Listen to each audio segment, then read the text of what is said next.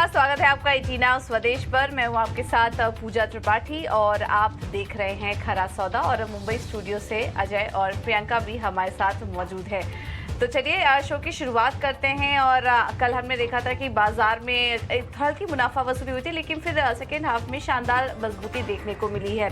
लेकिन आज के लिए बड़े संकेत क्या हैं वो आपके सामने एक एक करके रखते हैं। सबसे पहले तो एक के बाद एक जो पहली तिमाही की अपडेट आ रहे हैं, आरबीएल, इंडसइंड बैंक, यहाँ से मिला जुला अपडेट देखने को मिल रहा है। तो इन अपडेट्स पे फोकस रहेगा और बैंकिंग स्टॉक्स पर भी नजर रखिए। इसके अलावा स्ट्राइड्स सिंजीन को सेलिस की यूनिट 3 बेचेगी कंपनी, और ये खबर के चलते आज स्ट्राइड्स भी फोकस में रहेगा। शुगर कंपनियों पर नजर रखिए। हमें एक्सक्लूसिव जानकारी मिल रही है कि चीनी एथेनॉल कंपनियों से जुड़ी एक अच्छी खबर यहाँ पर निकल कर आ रही है, तो ये भी फोकस में रहेगा। और इसके अलावा आज हम डिस्कस करेंगे बहुत ही इंपॉर्टेंट टॉपिक पर, रिकॉर्ड मार्जिन फंडिंग हो रही है रिटेल इन्वेस्टर्स की तरफ से। तो क्या इसको किस तरह से रीड करना चाहिए, कैसे एनालिसिस करना चाहिए, इस पर भी हम आगे चर्चा करेंगे।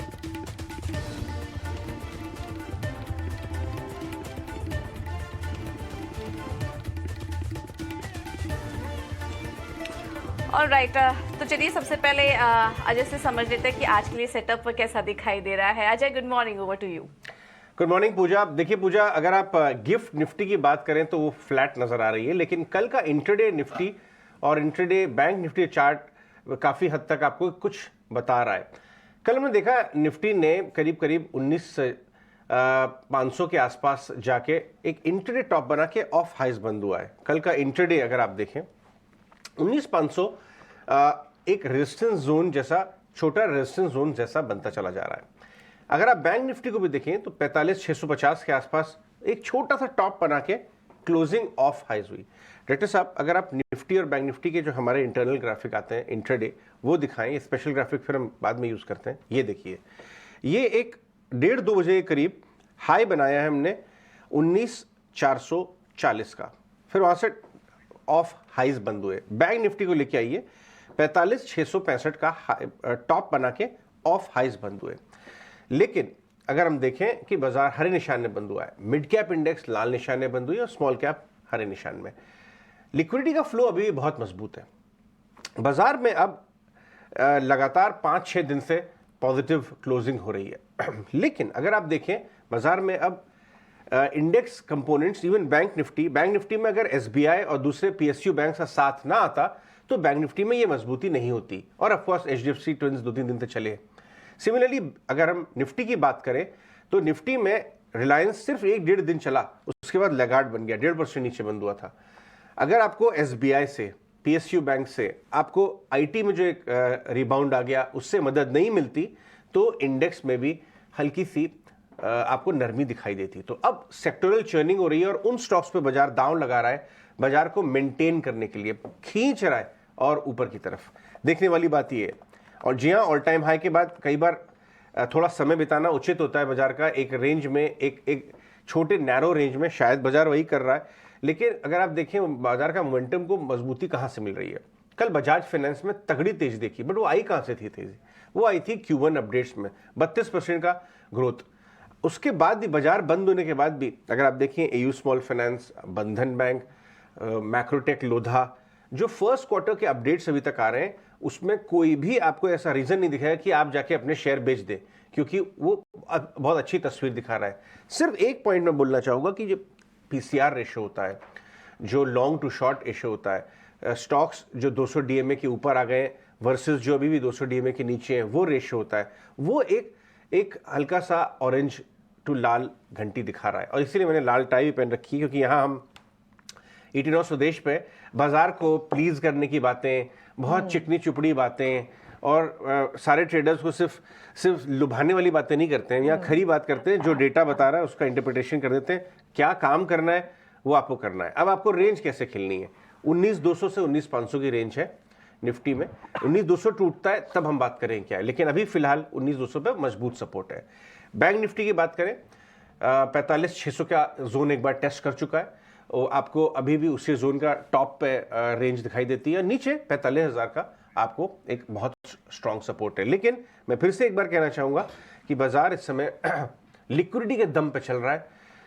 यस फंडामेंटल अच्छे हैं, बट काफी हद तक स्टॉक चले हुए हैं। बजाज फाइनेंस के फंडामेंटल अच्छे थे, स्टॉक चला हुआ है। मैक्रोटेक के बहुत सॉलिड नंबर आए हैं, करेक्ट। बट 700 वाला 1400 हो गया। अभी हम कल ही बात कर रहे थे, कल ही बात कर रहे थे, डेढ़ बड़े महीने ब्लॉक कर लगे। डेढ़ महीने में 700 वाला 1400 हो गया। तो काफी हद तक ये जो सारी अच्छी अच्छी बातें हैं वो इस समय हल्की हल्की प्राइस इन भी होना शुरू तो प्राइस हो चुकी है, और ये जो यूफोरिक मूव दिख रही है आपको, small cap, mid cap, broader market में लार्ज कैप सब चलने लग गए, लेकिन क्या किसी खतरे की घंटी का भी संकेत मिल रहा है? कल अजय हम डिस्कस कर रहे थे पीसीआर 2 के ऊपर है, लेकिन विक्स नहीं हिल रहा। लेकिन आप मार्जिन फंडिंग देखें, मार्जिन फंडिंग यानी आपने थोड़े पैसे पर ज्यादा लेवरेज ले लिया, और रिटेल में सबसे ज्यादा मार्जिन फंडिंग देखने को मिल रही है, रिकॉर्ड लेवल्स पर है मार्जिन फंडिंग। तो क्या यहाँ कॉशियस नहीं होना चाहिए थोड़ा?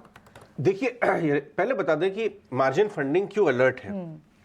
मार्जिन फंडिंग वो चीज होती है जिसमें रिटेल एक शेयर लेता है, 100 रुपए का माल लेता है, लेकिन 35 रुपए ही है मेरे पास, 25 रुपए ही है मेरे पास, और मैं 1/3 या एक छोटा हिस्सा अपना पैसा टेबल पे रखता हूँ और बाकी का पैसा एनबीएफसी से या ब्रोकर से लोन लेके पोजीशन बनाता हूँ। यानी मैं एक बड़ी पोजीशन लेना चाहता हूं, उस समय मेरी इच्छा है 100 रुपए का माल लेने की, मगर मेरे जेब में 25 ही है। यानी पहली बात ही मैं अपने आप को स्ट्रेच कर रहा हूँ, लेवरेज ले रहा हूँ। करेक्ट। ये जो है अक्सर top end of the range पे ही आता है, क्योंकि सब लोग बहुत ज्यादा बुलिश जाते हैं, अपनी हिम्मत से ज्यादा बड़ी पोजीशन ले लगते हैं, जेब में पैसा है नहीं।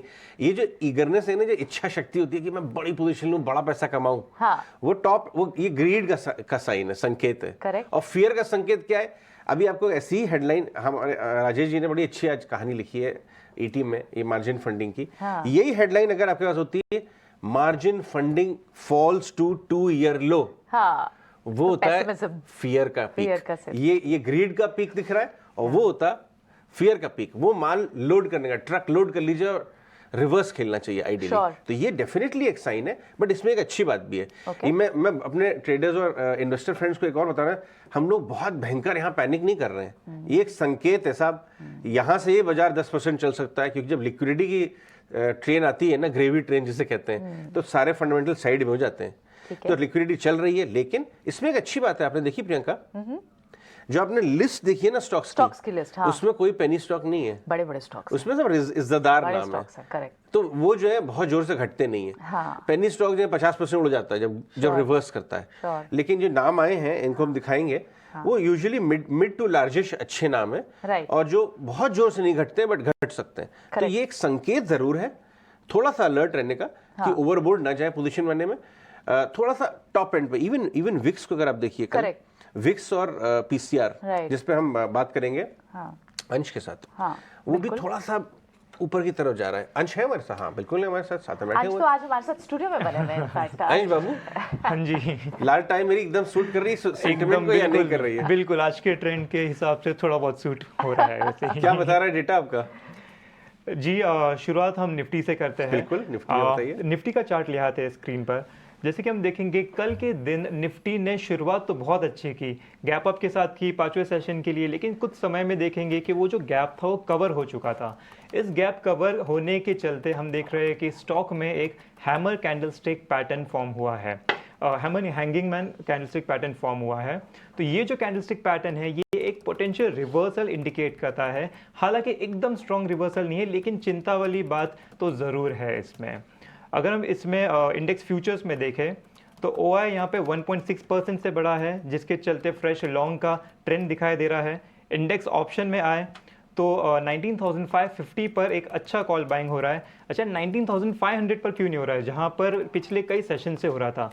पिछले सेशन में 19,500 का कॉल खरीदा नहीं बल्कि बेचा गया है। तो ट्रेडर्स जो ये एक्सपेक्ट कर रहे थे कि 500 के ऊपर ही रहेगा ये वीक एंड तक, वो वहाँ पर थोड़ा सा एक कॉशियस बिहेवियर दिख रहा है ऑप्शन ट्रेडर्स में। नीचे की तरफ देखें तो पुट राइटिंग अच्छी हो रही है 19,400 पर, जहाँ पर हम कुछ सपोर्ट देख सकते हैं। निफ्टी बैंक में आ जाते हैं। अगर निफ्टी बैंक का चार्ट देखें तो यहाँ पर हमें दिखेगा कि निफ्टी बैंक ने एक दोजी कैंडलस्टिक पैटर्न फॉर्म की है। तो ये जो कैंडलस्टिक पैटर्न है, ये यूजुअली इनडिसीजन, कंफ्यूजन इंडिकेट करती है मार्केट में, कि ट्रेडर्स थोड़े कंफ्यूज हो गए कि यहाँ से मार्केट कहाँ जाएगा। जो ये स्ट्रॉन्ग अपमूव है, वहाँ पे थोड़ा पॉज, थोड़ा सा ठहराव दिखता है इस कैंडलस्टिक पैटर्न के चलते। फ्यूचर्स में देख लेते हैं कि फ्यूचर्स में क्या हुआ है। फ्यूचर्स में देखा जाए तो 4.5% से ओपन इंटरेस्ट बढ़ा है, जिसके चलते हम फ्रेश लॉन्ग का पोजीशन देख रहे हैं। और अगर ऑप्शन में देखें तो 45,500 पर एक अच्छा कॉल बाइंग दिख रहा है और पुट राइटिंग सबसे ज़्यादा एक्टिव हो रहा है 45,300 पर। अच्छा, कुल मिलाकर अगर हम देखें तो आपको दिखेगा कि जो ऑप्शंस है वहाँ पर थोड़ा चिंता वाली बात हो रही है, और जो फ्यूचर्स है वहाँ पे हम लॉन्ग वाला फ्रेश लॉन्ग यानी पॉजिटिव वाला आउटलुक देख रहे हैं। तो जो फ्यूचर्स मार्केट है वो पूरा हम एक महीने का देख रहे हैं कि महीने के एंड तक का ये उद्देश्य देता है, और जो ऑप्शन है वो हम वीकली का देख रहे हैं। तो ऐसे कह सकते हैं शायद वीकली में थोड़ा सा इस हफ्ते थोड़ा सा हम साइड वेज या थोड़ा बिक वाली देख सकते हैं, बट ओवरऑल महीने में ट्रेंड थोड़ा सा पॉजिटिव ही नजर आ रहा है। राइट, तो ये तो आपने निफ्टी पर अभी सारा ट्रेंड बताया, बैंक निफ्टी पर कैसा ट्रेंड दिखेगा अंश? बैंक निफ्टी पर भी हमने जैसे बात कर लिया अभी कि वहाँ पर दोजी कैंडलस्टिक पैटर्न फॉर्म हो रही है, और वहाँ पर भी थोड़ी सी बिक वाली दिख रही है। ओके, एंड इस सब में फिर एफआईएस के एक्शन को देखते हुए अभी आप फिलहाल दो बड़े स्टॉक्स कौन से आइडेंटिफाई कर रहे हैं हमारे लिए? दो बड़े स्टॉक्स, सबसे पहले हम बात करेंगे टाटा टेलीसर्विसेज पर। इसका चार्ट ले आते हैं स्क्रीन पर। इसका चार्ट देखिए तो आपको दिखेगा कि एक स्ट्रॉन्ग डाउन ट्रेंड था। इसे हम फॉलिंग वेज चार्ट पैटर्न भी कहते हैं, जहां से पिछले सेशन में ब्रेकआउट देता हुआ नजर आ रहा है। तो ये एक अच्छा पॉजिटिव कैंडिडेट हो सकता है। हालांकि जैसे कि मार्केट अभी थोड़ा सा कॉशियस है, थोड़ा सा साइडवेज है, तो इस लेवल से थोड़ा जैसे ही कूल ऑफ होगा वहां पे एक अच्छी खरीदारी आप देख सकते हैं। दूसरा स्टॉक जो हमारे रेडार पर है वो है पंजाब नेशनल बैंक। इसका चार्ट भी ले आते हैं स्क्रीन पर। इसका चार्ट अगर आप देखें तो आपको दिखेगा कि 54 लेवल पे एक हॉरिजॉन्टल रेजिस्टेंस बना हुआ था। कई सेशन से यहाँ पर रेजिस्टेंस ले रहा था, ट्राई कर रहा था ऊपर जाने की, लेकिन जा नहीं पा रहा था। लेकिन पिछले सेशन में एक बहुत ही बेहतरीन ब्रेकआउट देता हुआ नजर आ रहा है। यहाँ पर भी हम थोड़ा कूल ऑफ होने पर खरीदारी देख सकते हैं। ऑलराइट, ठीक है। सो टाटा टेली और पीएनबी, ये दो स्टॉक्स आपने आइडेंटिफाई किए हैं जिनमें आपको ब्रेकआउट पैटर्न अच्छे दिखते हैं। ठीक है, शुक्रिया। पीएनबी तो काफी दिन से बल्ले बल्ले कर रहा है, करेक्ट, पंजाबी स्टाइल में। 2-3 दिन से ये एकदम रडार से हट गया था, अगर आपको याद हो। आपने कब डिस्कस किया पीएनबी? मुझे याद नहीं है, 2-3 महीने हो गए। 2-3 महीने हो गए। एक बार बस याद आती है, लास्ट क्वार्टर के रिजल्ट्स में best of the NIMS Sanjeev बसीन बार-बार कहते थे पीएनबी में बेस्ट ऑफ द निम्स आएंगे, बेस्ट ऑफ द निम्स, लेकिन टॉप हो गया स्टॉक उस रिजल्ट के साथ। बट अब जो है 3-4 महीने के बाद सारे पीएसयू और पीएनबी इन पर्टिकुलर बल्ले बल्ले करता हुआ आपको नजर आ रहा है। लेकिन हमारे साथ संतोष और सुमित मूलचंदानी है आगे की बातचीत करने के लिए। थैंक्स फॉर दैट अंश। सुमित एंड संतोष, आपसे शुरुआत करूंगा। क्या हमें इन बाजार में जो गेन्स बने हैं पिछले 1.5-2 महीने में, उससे संतोष कर लेना चाहिए, या सुमित बाबू के साथ अग्रेशन से लॉन्ग ट्रेल करने चाहिए? Sumit ji, first of all अभी आता हूँ आपके पास। आता हूँ आपके पास। संतोष बताइए। Yes, first of all good morning everyone. So Ajay ji, आपने और अंश ने मैक्सिमम चीज़ें कवर कर ली है। यस, डेफिनेटली मोमेंटम बहुत ही स्ट्रांग है। वैसे मोमेंटम से फाइट नहीं करना चाहिए, लेकिन इतने बड़ी तेजी के बाद थोड़ा सा कोशिश जरूर हो जाना चाहिए, क्योंकि थोड़े से सिग्नल्स मिल रहे हैं। जैसे आपने मार्जिन फंडिंग की बात की, और टेक्निकली भी कल निफ्टी ने हैंगिंग मैन बनाया और बैंक निफ्टी ने डोजी कैंडलस्टिक बनाया। एक पॉइंट और मैं हाईलाइट करूंगा, कल बड़े दिनों बाद एफआईएस ने पुट में अपनी जो शॉर्ट्स थे वो कवर किए और थोड़े से लॉन्ग एड किए। तो ये भी एक इंडिकेट करता है कि शायद वो भी अपने आप को रेडी कर रहे हैं कि एक प्रॉफिट बुकिंग आ सकता है। तो व्यू बुलिश है, long term view, but short term में एक अगर निफ्टी 19,300 जो कल का लो है और बैंक निफ्टी का कल 45,000 का लो है, अगर उसके नीचे ट्रेड करता है तो हो सकता है एक शॉर्ट टर्म हमको प्रॉफिट बुकिंग देखने को मिले। तो जो एज ए ट्रेडिंग पर्सपेक्टिव से जिन्होंने पोजीशन ली थी, तो एक बार थोड़ा प्रॉफिट बुक कर लेना चाहिए और अपने स्टॉप लॉस ट्रेल करना चाहिए। लेकिन जो इन्वेस्टर्स है, तो इस कोई भी करेक्शन आता है तो इस गिरावट को ऐसे बाइंग अपॉर्चुनिटी देखना चाहिए, क्योंकि ओवरऑल स्ट्रक्चर काफी बुलिश है मार्केट का। ऑलराइट, ठीक है। सुमित मूलचंदानी से भी पूछ लेते हैं कि वो क्या कर रहे हैं आज। सुमित, आप अग्री करेंगे या फिर आप अभी भी क्या डेटा, आपके हिसाब से डेटा पॉइंट क्या कह रहे हैं? Hi, good morning to all. Morning. तो डेली कैंडल्स का तो बात जैसे अंश ने डिस्कस किया, काफी टाइम हम लोअर टाइम फ्रेम पे भी अगर चार्ट्स को देखें तो बहुत कुछ इंडिकेट करता है। तो आप अगर यहाँ पे 75 मिनट्स 1 आवर चार्ट्स को जब देखेंगे तो पिछला जो लास्ट 2 कैंडल्स थी वहां पे एक सेलिंग प्रेशर बना था, a type of rejection you can say. तो वो रिजेक्शन जो है आज मेरे लिए कॉशियस का रहेगा। तो 19,300 19,300 इन द स्पॉट लेवल, तो ये मेरे लिए एक बहुत इंपॉर्टेंट सपोर्ट का काम करेगा। तो मेरे लिए जिनके पास लॉन्ग पोजीशन है, इसको आप ट्रेलिंग स्टॉप लॉस रखिए। अगर कोई भी हाफ आवर 30 मिनट्स की कैंडल जो है अगर 19,300 के नीचे क्लोज हो रही है, तो फिर ये अपना गैप फिलअप करने जाएगा। देखिए निफ्टी में बैक टू बैक 4 डेज का आपको गैप अप मिलेगा। तो ये गैप फिल होने के लिए माइट भी सम प्रॉफिट बुकिंग आ सकती है। देखिए कल ऑटो सेक्टर ने काफी बेरिश मूड दिखाया था, almost all the companies other than hero, बाकी सब थोड़ा डाउनवर्ड्स थे। तो मुझे थोड़ा सा यहाँ पे बेयरिशनेस ज्यादा लग रहा है। अगर किसी को लॉन्ग पोजीशन गिरावट में बनानी है तो आईटी सेक्टर काफी अच्छा लग रहा है। और बैंक निफ्टी की जहाँ पे बात करें तो लेवल पे 45,000 इसी तरह से मेरे लिए एक सपोर्ट का काम करेगा। पीएसयू फिर भी अच्छे हैं, लेकिन मुझे प्राइवेट बैंक्स में थोड़ी सी वीकनेस ज्यादा लग रही है। उसमें भी एक्सिस बैंक मुझे सबसे हाईएस्ट वीक स्टॉक लग रहा है, तो वहां पे अपना ध्यान रखिए और ट्रेलिंग स्टॉप लॉस के साथ खड़े रहिए। स्टॉप लॉस हिट हो रहा है तो फाइट मत कीजिए, एक बार पोजीशन को आप एग्जिट कर लीजिए। पोजीशन को एग्जिट कर लीजिए। सेक्टर वाइज आईटी पीएसयू अभी भी अच्छे लग रहे हैं, प्राइवेट बैंक में थोड़ी यहाँ पर वीकनेस देखने को मिल सकती है। चलिए कुछ स्टॉक स्पेसिफिक आइडियाज भी ले लेते हैं। संतोष, आपकी तरफ से आज के लिए ट्रेडिंग आइडियाज क्या होंगे? यस, मेरे दो स्टॉक्स है, एक बाइंग साइड है और एक शॉर्ट साइड है। पहला स्टॉक हीरो मोटोकॉर्प है। इसमें तो स्ट्रॉन्ग बुलिश मोमेंटम कल ऑलरेडी वैसे देखा जा चुका है, बट मुझे लगता है एक्सटेंड हो सकता है। कल इसने 3000 के ऊपर क्लोजिंग दी है, तो जो 3000 के कॉल राइटर है वो और बैकफुट पर नजर आएंगे, इस वजह से और शॉर्ट कवरिंग देखने को मिलेगी। तो यहाँ पर खरीदारी करना चाहिए। 2990 का स्टॉप लॉस रहेगा और 3100 का टारगेट रहेगा।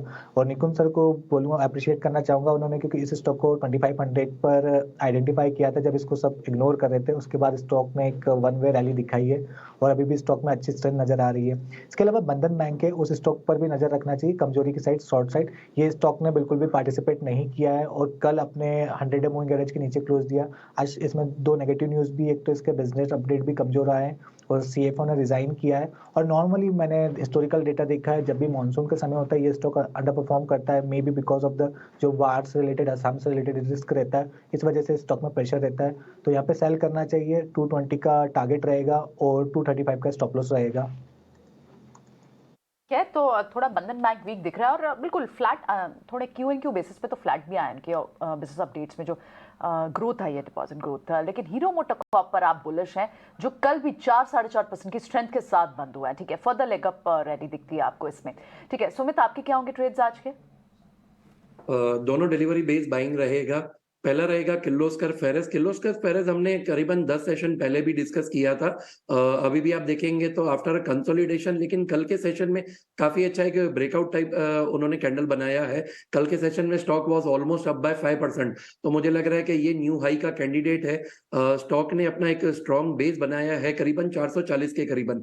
करंट मार्केट प्राइस है 484 का। यहाँ पे आप बाइंग कीजिए with the stop loss of 440 and stock can go for the new high till the level of 593 and 664। जो दूसरा स्टॉक है होम फर्स्ट। देखिए स्टॉक इतना ज्यादा डिस्कस नहीं होता है, लेकिन वीकली जब आप इसका चार्ट देखेंगे तो काफी अच्छा मोमेंटम मुझे यहाँ पे लग रहा है। एक डब्ल्यू पैटर्न का कैंडिडेट है और एक न्यू हाई की तरफ भी स्टॉक जा सकता है, लेकिन नजरिया रहेगा 3 से 6 महीने के होल्डिंग पीरियड के लिए। करंट मार्केट प्राइस है 810, स्टॉप लॉस रखिए 725 का और टारगेट रहेगा 930 एंड 1100। 1100 के लेवल्स होम फर्स्ट फाइनेंस में देखने को मिल सकते हैं, इस पर आप नजर रखिए। कुछ और भी ट्रेडिंग आइडियाज हम आपके सामने एक एक करके शेयर करते रहेंगे, लेकिन चलिए बात करते हैं खबरों वाले शेयर्स की। और शरद हमारे साथ जुड़ चुके हैं पूरी डिटेल्स के साथ। शरद, बताइए खबरों वाले शेयर्स कौन कौन से, और इसके अलावा जो पहली तिमाही के बिजनेस अपडेट आए हैं कौन कौन सी कंपनी ने जारी किए? जी बिल्कुल पूजा, तो सबसे पहले जो है हम बताएंगे खबरें वाले शेयर्स, और यहाँ पे जो है LTI माइंट्री फोकस में रहेगा और ये जो है HDFC को रिप्लेस करने वाले हैं निफ्टी इंडेक्स में। एडजस्टमेंट डेट 13 जुलाई है, लेकिन जो फ्लोज होती है वो 12 जुलाई को होगी और इसमें एक्सपेक्टेड इनफ्लोज है लगभग 100 से लेके 130 मिलियन डॉलर का।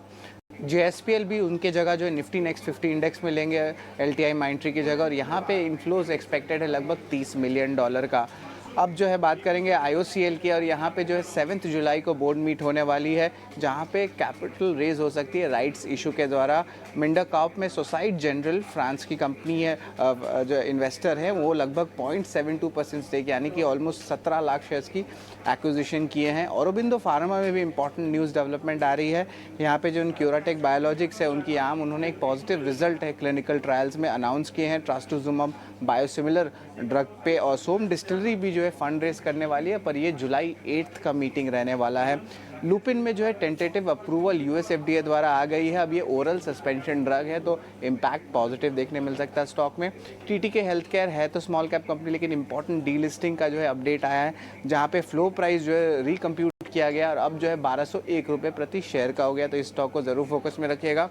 और इम्पॉर्टेंटली जीनस पावर जो रिसेंटली जो है बड़े ऑर्डर्स स्मार्ट मीटर्स बेसिस पे था, उस पे इम्पॉर्टेंट फोकस रहने वाला है, क्योंकि जो जीआईसी है गवर्नमेंट ऑफ सिंगापुर की जो एफिलिएट है, वो और कंपनी जो है एक मिलके एक प्लेटफॉर्म बनाने वाले स्मार्ट मीटर के लिए। लगभग $2 बिलियन का इन्वेस्टमेंट ओवरऑल रहेगा। इसमें 74% स्टेक जीआईसी का है और 26% जो है जीनस पावर का है। ओवरऑल इन्वेस्टमेंट की बात करें तो जीआईसी लगभग 519 करोड़ इन्वेस्ट करेंगे। और इम्पॉर्टेंट अनाउंसमेंट भी आ गया है जीनस पावर का कि जो बोर्ड जो है शेयर वारंट के जरिए जो है ये सेम अमाउंट 519 करोड़ रुपीज़ जो है रेज करने वाली है। तो कैपिटल रेज हो रही है, बड़ी प्लेटफॉर्म की रिकॉग्निशन हो रही है और रिसेंटली ऑर्डर्स भी स्मार्ट मीटर्स में देखने मिल रहे हैं। शुक्रिया आप शरद, ये सारे स्टॉक्स कंपाइल करके हमारे लिए लाने के लिए। इन्हें आगे फर्दर डिस्कस भी करते हैं, लेकिन आज एक खास दिन भी है और कम से कम इंडियन स्टॉक मार्केट और इंडियन इन्वेस्टर्स के लिए तो बड़ा मेमोरेबल डे है। 5 जुलाई आरजे का आज बर्थडे होता है, उनकी आज 63rd जयंती होगी। और उनका नाम कितना भी याद करा जाए, जो बिग बुल कह लें, इंडिया का वॉरेन बफे कह लें, उन्हें किस तरह से देखिए राकेश जी तो हमेशा याद रहेंगे और हर मार्केट पार्टिसिपेंट को भूलना चाहिए भी नहीं। जा के यूट्यूब पे उनके सारे पुराने वीडियोस देखने चाहिए। जितना राकेश जी ने इकोसिस्टम को कंट्रीब्यूट किया है इन्वेस्टिंग इकोसिस्टम पे, और नए बच्चे, हम तो 20 साल पहले बच्चे थे जब उनसे सीखते आए हैं, और बहुत सारे बाजार के लोग हैं जो बड़े हुए उनको सीख के, उनको सुन के। तो आज वो होते तो बहुत ज़बरदस्त पार्टी करते, लेकिन हम उन्हें हमेशा याद करते हैं। और उनकी सबसे खास बात ये थी कि वो हिंदुस्तान के सबसे बड़े बुल थे। मैं उन्हें 20 साल से देख रहा था और उनकी बातें सुनता था जब बाजार इतना तेजी वाला नहीं था, इकोनॉमी इतना अच्छा नहीं कर रही थी, तब भी उन्हें यकीन था कि इंडिया का बेस्ट आने वाला है।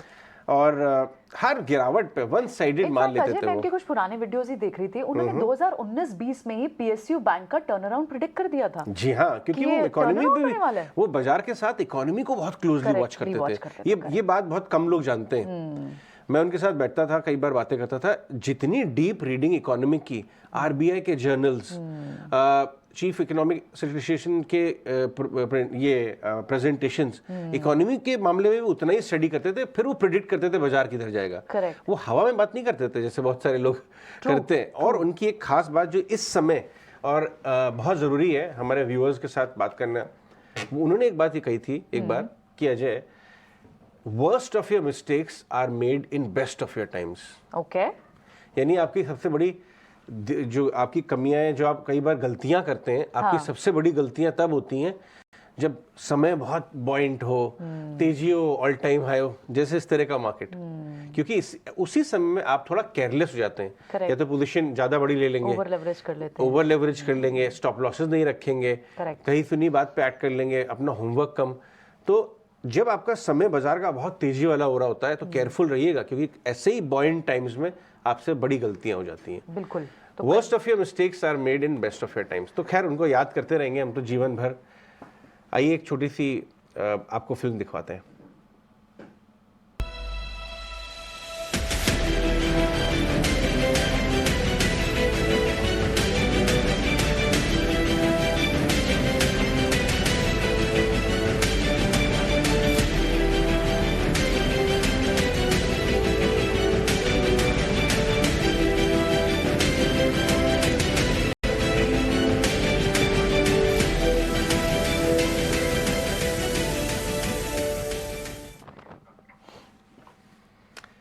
चलिए आगे बढ़ते हैं, कुछ स्टॉक्स के ऊपर नजर डाल लेते हैं। हमारे पैनलिस्ट हमारे साथ हैं। एक Q1 अपडेट में मैक्रोटेक का Q1 अपडेट आया। मैक्रो डेवलपर्स बहुत ज़बरदस्त तेज़ी में, जब से उसमें स्प्लिट हुआ है, 1400 वाला स्प्लिट होके अब 700 रह गया है। इनफैक्ट 1000 वाला था, स्प्लिट हुआ था, लेकिन अब वो 700 आ गया, यानी ओरिजिनल शेयर 1400।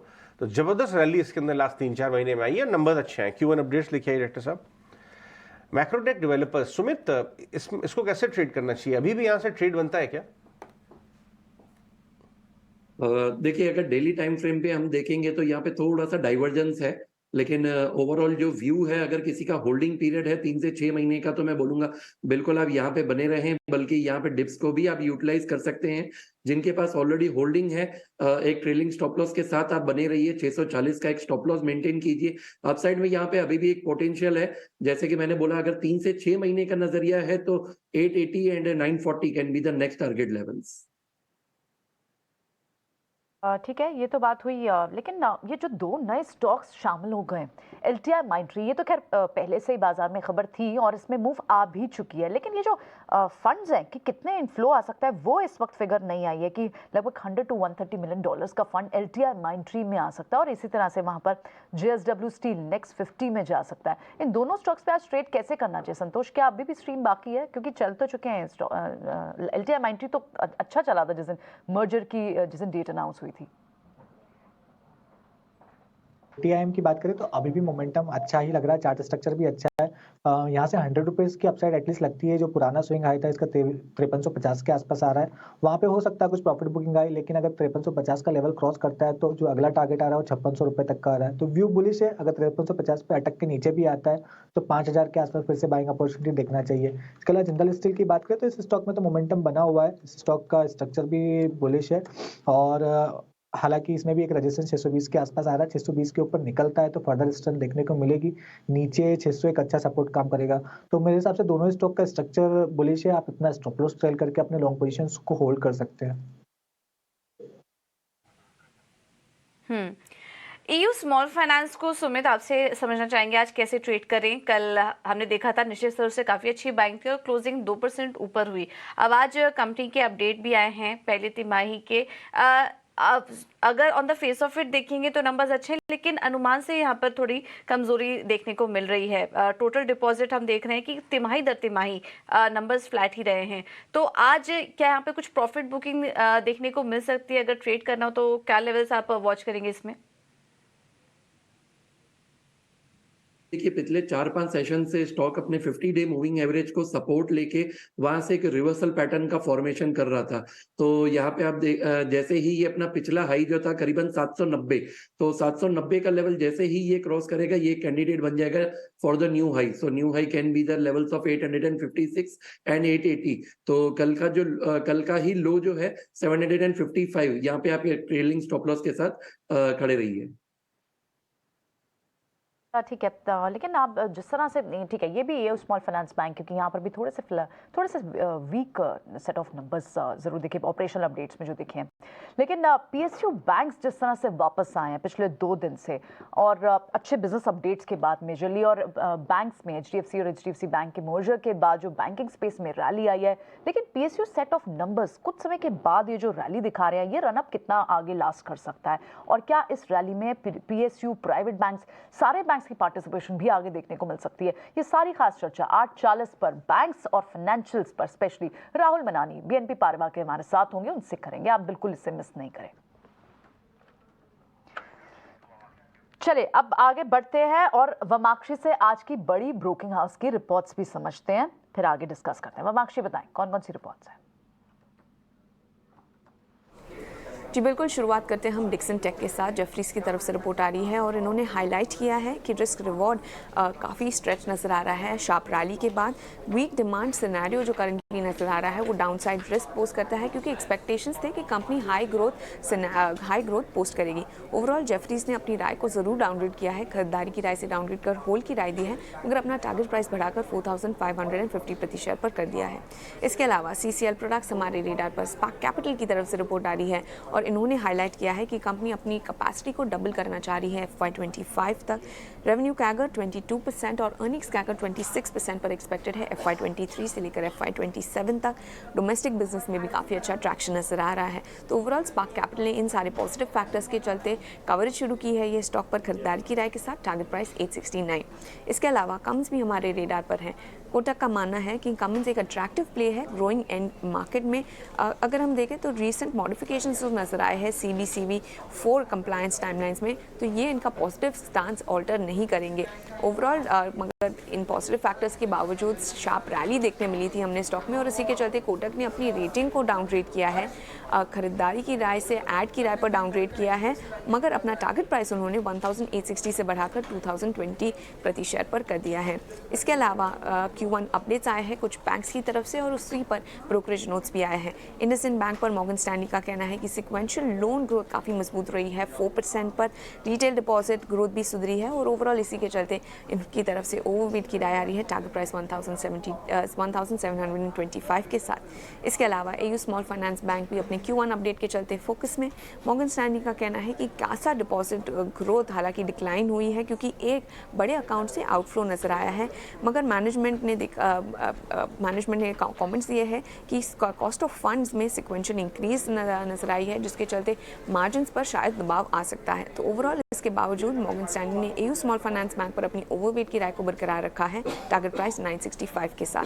और आखिर में RBL बैंक पर फोकस करेंगे। मॉर्गन स्टैनली का कहना है कि उनकी जो लोन ग्रोथ थी वो काफ़ी मजबूत थी, एवरेज LCR रेशियो भी सुधर कर 129% पर आ चुका है, मगर इसके बावजूद मॉर्गन स्टैनली ने अपनी अंडरवेट की राय को बरकरार रखा है टारगेट प्राइस 180 के साथ। चलिए आगे बढ़ते हैं। इनफैक्ट RBL का जो फर्स्ट क्वार्टर अपडेट आया है, बिजनेस अपडेट, उसमें एक ही दिक्कत है, उसमें डिपॉजिट ग्रोथ केवल 8% की। डिपॉजिट ग्रोथ कम वाले बैंक्स के ऊपर थोड़ा सा कॉशियस रहिए, उसमें चढ़ के काम करने की राय नहीं है। डिपॉजिट ग्रोथ भी सॉलिड होना चाहिए क्योंकि वो रॉ मटेरियल है बैंक्स के लिए, और वहाँ अगर तेज़ी दिख रही है तो लोन ग्रोथ में भी तेज़ी आ जाएगी। लेकिन AU का जो AU स्मॉल फाइनेंस बैंक है उसका deposit as well as loan growth अच्छा आया था। एक बार चार्ट लेके आइए AU के, ये देखिए डेज हाई करीब बंद हुआ कल, करीब 780 का भाव है। 3 महीने 6 महीने का भी चार्ट लेके आइए। संतोष, AU में एक बड़ा मूव आया था जब उनके MD साहब को एक्सटेंशन मिला, फिर वो थोड़ा साइडवेज हुआ, लेकिन वो डिप जो थी वो बहुत तेजी से बॉट हो गई। नया राउंड शुरू हो रहा है क्या AU में? यस, AU बैंक की बात करें तो इसमें एक बहुत ही स्ट्रॉन्ग मोमेंटम हमने देखा है और अभी भी कोई वीकनेस के साइन नजर नहीं आ रहे। लग रहा है कि ये मोमेंटम और एक्सटेंड हो सकता है। ये मोमेंटम एक्सटेंड होकर 800 से 820 की रेंज में जा सकता है। वहाँ मुझे लगता है 820 एक लेवल है, वहाँ पर जाकर प्रॉफिट बुकिंग आएगी, लेकिन अभी हम उससे दूर है। तो ये बाइंग मोमेंटम जारी रह सकता है। तो जो बाइंग करके रखे हुए हैं उनको बने रहना चाहिए। नीचे 770 पे आप अपना स्टॉप लॉस ट्रेल कर लीजिए, ऊपर में 810 820 आपके टारगेट रहेंगे। वहीं RBL बैंक की बात करें तो यहाँ थोड़े से हो सकता है प्रॉफिट बुकिंग आ जाए, क्योंकि जनवरी में भी यही एरिया जो था 185 से 190 का, यहीं से प्रॉफिट बुकिंग आया था। तो हो सकता है एक प्रॉफिट बुकिंग फिर से देखने को मिले। अगर प्रॉफिट बुकिंग आता भी है तो 175 इसके लिए इमीडिएट सपोर्ट का काम करेगा। जब तक 175 के ऊपर है घबराने की बात नहीं है, लेकिन इन केस 175 के नीचे फिसलता है तो कोई मेजर प्रॉफिट बुकिंग देखने को मिलेगी। पार्थिव शाह हमारे साथ आ चुके हैं बातचीत करने के लिए। पार्थिव, एक ट्रांजैक्शन आया ओवरनाइट, एक ऐसा भूला बिसरा फार्मा स्टॉक है जिसने लोगों की उम्मीदें तो बहुत जगाई, लेकिन उम्मीदों में पानी बहुत फिरा उनके। वो है स्ट्राइड्स, जो स्टार के नाम से है। इनफैक्ट लास्ट 2-3 दिनों से स्टार के स्टॉक में मूव भी अच्छा आ रहा था। मैं ये खबर आपको सुनवाता हूँ अपने रिसर्च कॉलीग से, फिर तब आप हमारे लिए एनालाइज करके बताइएगा क्या इस भाव से स्ट्राइड्स में काम करना चाहिए। हर्ष, बताइए। जी हाँ, तो स्ट्राइड्स फार्मा का जो यूनिट है उसको सिंजीन ने टेक ओवर किया है। मल्टी मॉडल फैसिलिटी है स्टेलिस बायोफार्मा का, जो टेक ओवर हुआ है। अराउंड 700 odd करोड़ का कैश कंसिडरेशन सिंजीन पे करेगा। अब देखते हैं कि क्या ऐड करता है वैल्यू स्ट्राइड्स के लिए। पहले तो ये जो यूनिट है वो लार्जली लॉस मेकिंग यूनिट है, क्योंकि वो कोविड ड्रग्स और वैक्सीन्स मैन्युफैक्चर करता था, स्पुतनिक वैक्सीन्स। तो ये जो लॉस मेकिंग यूनिट है, ऑफकोर्स ये एक पॉजिटिव आएगा स्ट्राइड्स के लिए, क्योंकि loss making unit hive of हो रहा है, तो वो एक पॉजिटिव है। कंपनी अपना जो 700 करोड़ कंसिडरेशन मिलेगा उसमें से ऐसे लाइकली है कि 650 odd करोड़ का डेट रीपेमेंट हो जाएगा कंपनी से। तो वो एक प्रेशर चला जाएगा कंपनी से, जो डेट का ये डेट का प्रेशर चला जाएगा क्या ये जो एसेट सेल की प्रक्रिया चालू की है स्ट्राइड्स ने अपने डेट को कम करने के लिए, ये स्टॉक को इन्वेस्टमेंट ग्रेड बना सकती है क्या इस भाव से? 20% चला है पिछले एक हफ्ते में। पार्थिव, स्ट्राइड्स पे क्या कॉल? गुड मॉर्निंग अजय, मैं पैनलिस्ट और व्यूअर्स। देखिए अजय, आई थिंक अगर स्ट्राइड्स का ट्रैक रिकॉर्ड देखें तो ये लोग नई एसेट्स बनाते हैं, फिर उसको सेल करते हैं। एम&ए में बहुत आई थिंक हमने देखा है कि पास्ट में भी वो काफ़ी अग्रेसिव रहे, whether it is acquiring companies in the Australian markets, south African markets या तो यूएस मार्केट्स में। और आई थिंक हमने यही चीज़ देखी है एज़ कम्पेयर टू दूसरी जो फार्मा कंपनीज़ है। ये कंपनी आई थिंक दोनों चीज़ करती है, इनऑर्गेनिक और ऑर्गेनिक ग्रोथ। और जब भी उनको कोई पर्टिकुलर फैसिलिटी जहाँ से उनको लगे कि यहाँ से आगे जाते ज़्यादा पोटेंशियल नहीं है या तो ये स्लाइटली नॉन कोर बन रही है, तो वो लोग आई थिंक डेट कम करने के लिए जो पुराने एक्विजिशंस के लिए उन्होंने लिया है, तो ये लोग एसेट सेल करते हैं। तो this is I think the part and parcel. Total उनके 8 प्लांट है, 4 प्लांट इंडिया में है, बाकी सब इटली में है कि सिंगापुर में है। तो वेल डिवर्सिफाइड मैन्युफैक्चरिंग बेस है कंपनी का। दिक्कत ये कंपनी को सबसे बड़ी ये रही थी कि उन्होंने बेट लास्ट लिया था यूएस मार्केट्स में, जहाँ पे ऑलमोस्ट 38% उनका सेल्स आता है। तो वहाँ की जो पाइपलाइन थी, कुछ एक्सक्लूसिव प्रोडक्ट्स थे, लेकिन प्राइसिंग इरोजन की वजह से और डिमांड वीकनेस की वजह से और कॉम्पिटिटिव इंटेंसिटी बढ़ने की वजह से हमने देखा कि वो बिजनेस काफी वीक था और ये कंपनी काइंड ऑफ इवन एक बार लॉस में भी चली गई।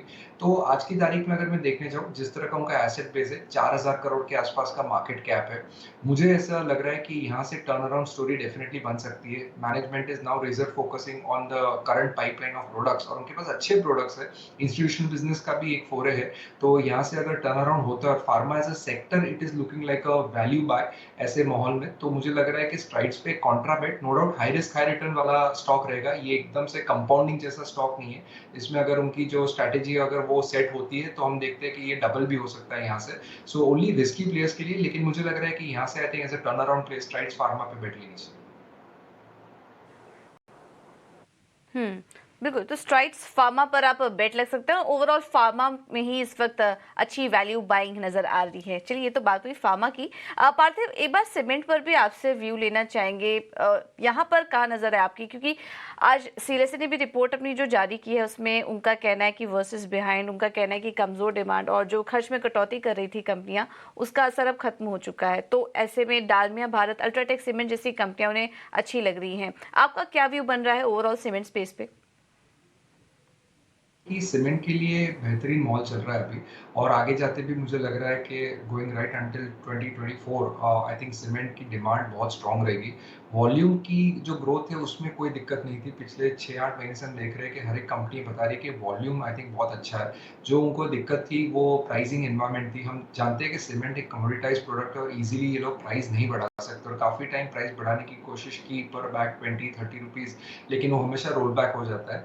तो उस लिहाज से वो एक हेडविन था, लेकिन वो हेडविन अभी मिटिगेट हो गया बिकॉज ऑफ द फैक्ट कि रॉ मटेरियल इनपुट कॉस्ट जैसे कि फ्यूल कॉस्ट है, लॉजिस्टिक्स कॉस्ट, और हम जानते हैं कि सीमेंट के अंदर फ्यूल और जो लॉजिस्टिक्स कॉस्ट रहता है almost 32 to 35% of the cost component रहता है। तो वहाँ से आई थिंक बहुत अच्छी राहत मिली है, और काफ़ी एफिशिएंट कंपनीज है जिन्होंने ऐसे हाई कॉस्ट एनवायरनमेंट में काफ़ी कॉस्ट कटिंग की है, प्लांट की ऑपरेशनल एफिशिएंसीज बढ़ाई है।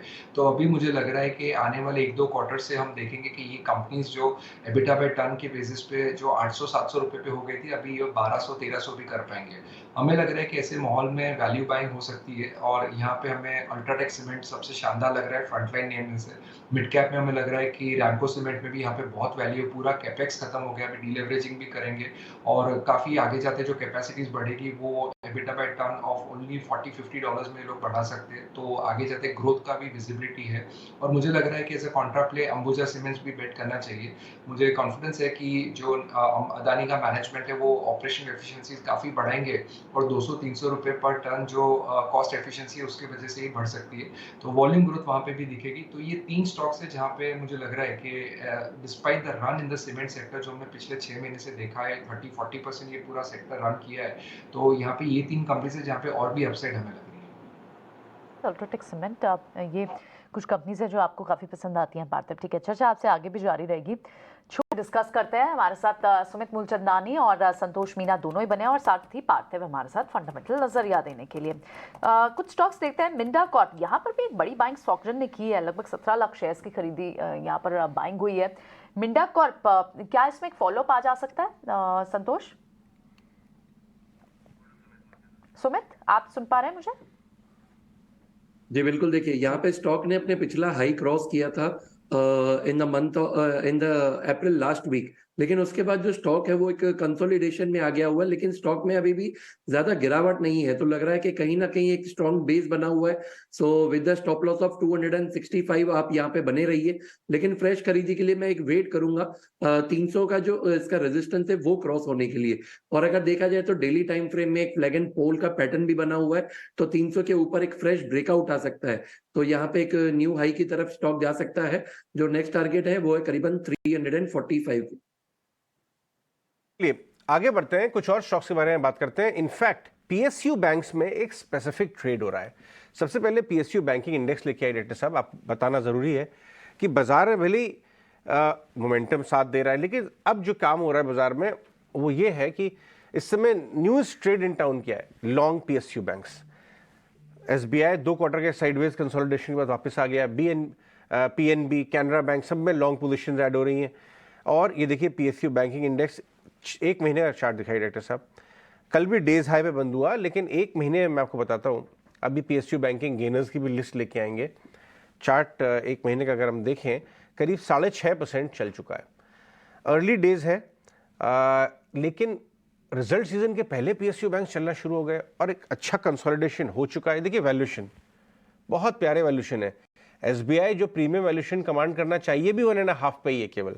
Canara bank 0.8, BOB 1x, price to book इस समय एक फेयर रेंज में है। इनफैक्ट एक बार अब और भी बता दूं मैं आपको, कल हमारी फाइनेंस मिनिस्टर निर्मला सीतारमन जी भी पीएसयू बैंक चीफ से मिल रही हैं और नए साल के टारगेट सेट किए जाएंगे न्यू फिस्कल के। हमारे साथ राहुल मलानी है, जो नई तेजी शुरू हुई है पीएसयू बैंक्स में, उसके बारे में बात करने के लिए। राहुल गुड मॉर्निंग, शुक्रिया। ये 1.5-2 क्वार्टर का कंसोलिडेशन हो चुका है और तेजी शुरू हो गई है, और आपके चेहरे की मुस्कान ये बता रही है कि आपने अपने क्लाइंट्स को पीएसयू बैंक दिलवाना शुरू कर दिया है। बताइए कौन से स्टॉक्स दिलवा रहे हैं आप? तो first of all good morning sir. Good morning. अगर लोन ग्रोथ आउटलुक की बात देखेंगे तो थोड़ा मॉडरेशन एक्सपेक्टेड था ओवरऑल बैंकिंग सेक्टर के लिए, बट जो फोर्टनाइट डेटा आप देख रहे हैं उसमें अभी भी जो लोन ग्रोथ सस्टेन हो रही है 15.5% 16% के आसपास। तो यहाँ से ऐसा लगता है कि जो मैनेजमेंट कमेंट्री में भी जो पीएसयू बैंक से की कमेंट्री आई थी कि 11-12% 13% के आसपास लोन सस्टेन करेगा, बट वो अब लग रहा है कि उसमें एक अपसाइड रिस्क है। जो FY23 में जो लोन ग्रोथ थी उसके आसपास sustain at least in the first half वो 15 से 16% के आसपास सस्टेन करेंगे PSU bank, in fact tier 2 PSU banks भी। और इसके अलावा मार्जिन्स पे जो प्राइवेट बैंक्स में जो प्रेशर आपको देखने को मिलेगा वो पीएसयू बैंक्स में नहीं देखने को मिलेगा, क्योंकि उनके पास जो लिक्विडिटी कवरेज रेशियो है it's always on the higher side compare to private banks. वो हमेशा ऑलमोस्ट 140% के ऊपर ही रहता है।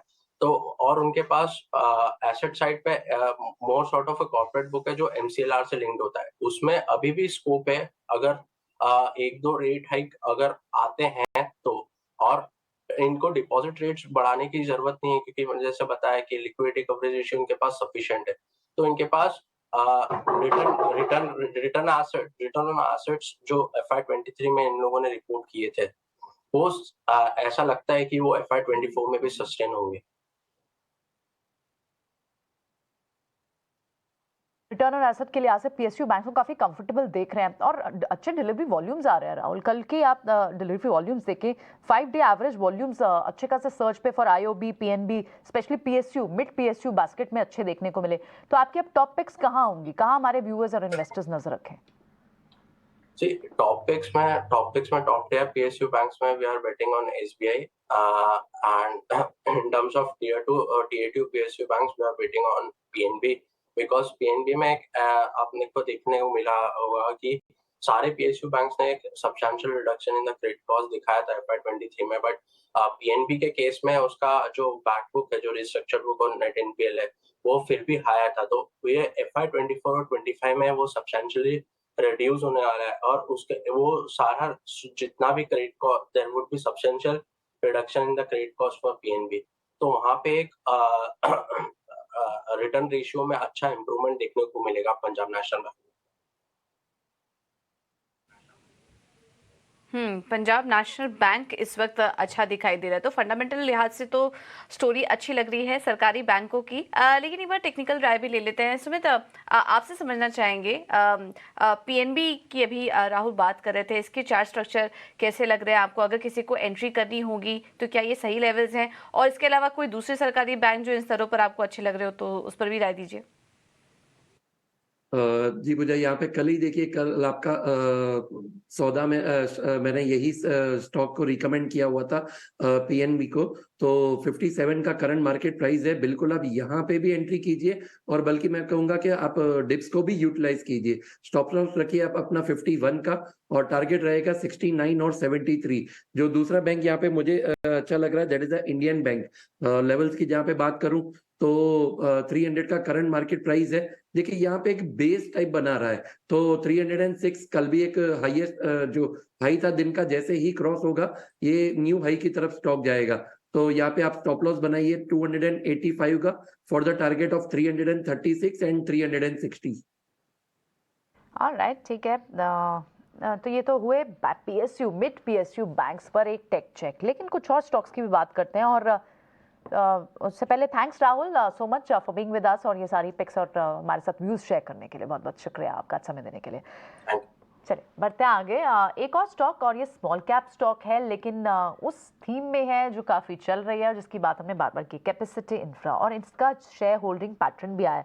अच्छा, सरप्राइजिंगली ये जो पैटर्न जब आएंगे तो बड़े बड़े नाम शामिल होंगे, लेकिन व्यूअर्स को तो हम पहले से ही बता भी रहे हैं। स्टॉक्स और कैपेसिटी इन पर्टिकुलर पे जब ब्लॉक भी हुआ था, हमने बताया था कि इसमें बड़े दिग्गज इन्वेस्टर आ सकते हैं। आपको पता है कि मैं बताऊं, पार्थिव को से बात करते हैं कि एक बहुत बड़े प्रीमियम डेवलपर हैं बॉम्बे के, उनके प्रमोटर के साथ मैं बात कर रहा था, मैनेजमेंट से बात कर रहा था। उन्होंने कहा था कि वो सुपर हाई राइज बनाते हैं, 50 फ्लोर के बियॉन्ड वाले। जो हमारे मैनेजमेंट आए भी थे, आप नहीं, वो लिस्टेड नहीं है। अच्छा, और वो कह रहे हैं मुझसे कि सुपर हाई राइज के जो ठेकेदार कंपनीज हैं, वहां पे इतनी मारामारी है कि लोग अब प्रीमियम दे रहे हैं कि तुम हमारा प्रोजेक्ट बनाओ, हमारा मत लेना, हमारा जरूर लेना, इस बार हमें थोड़ा पहले कर दो।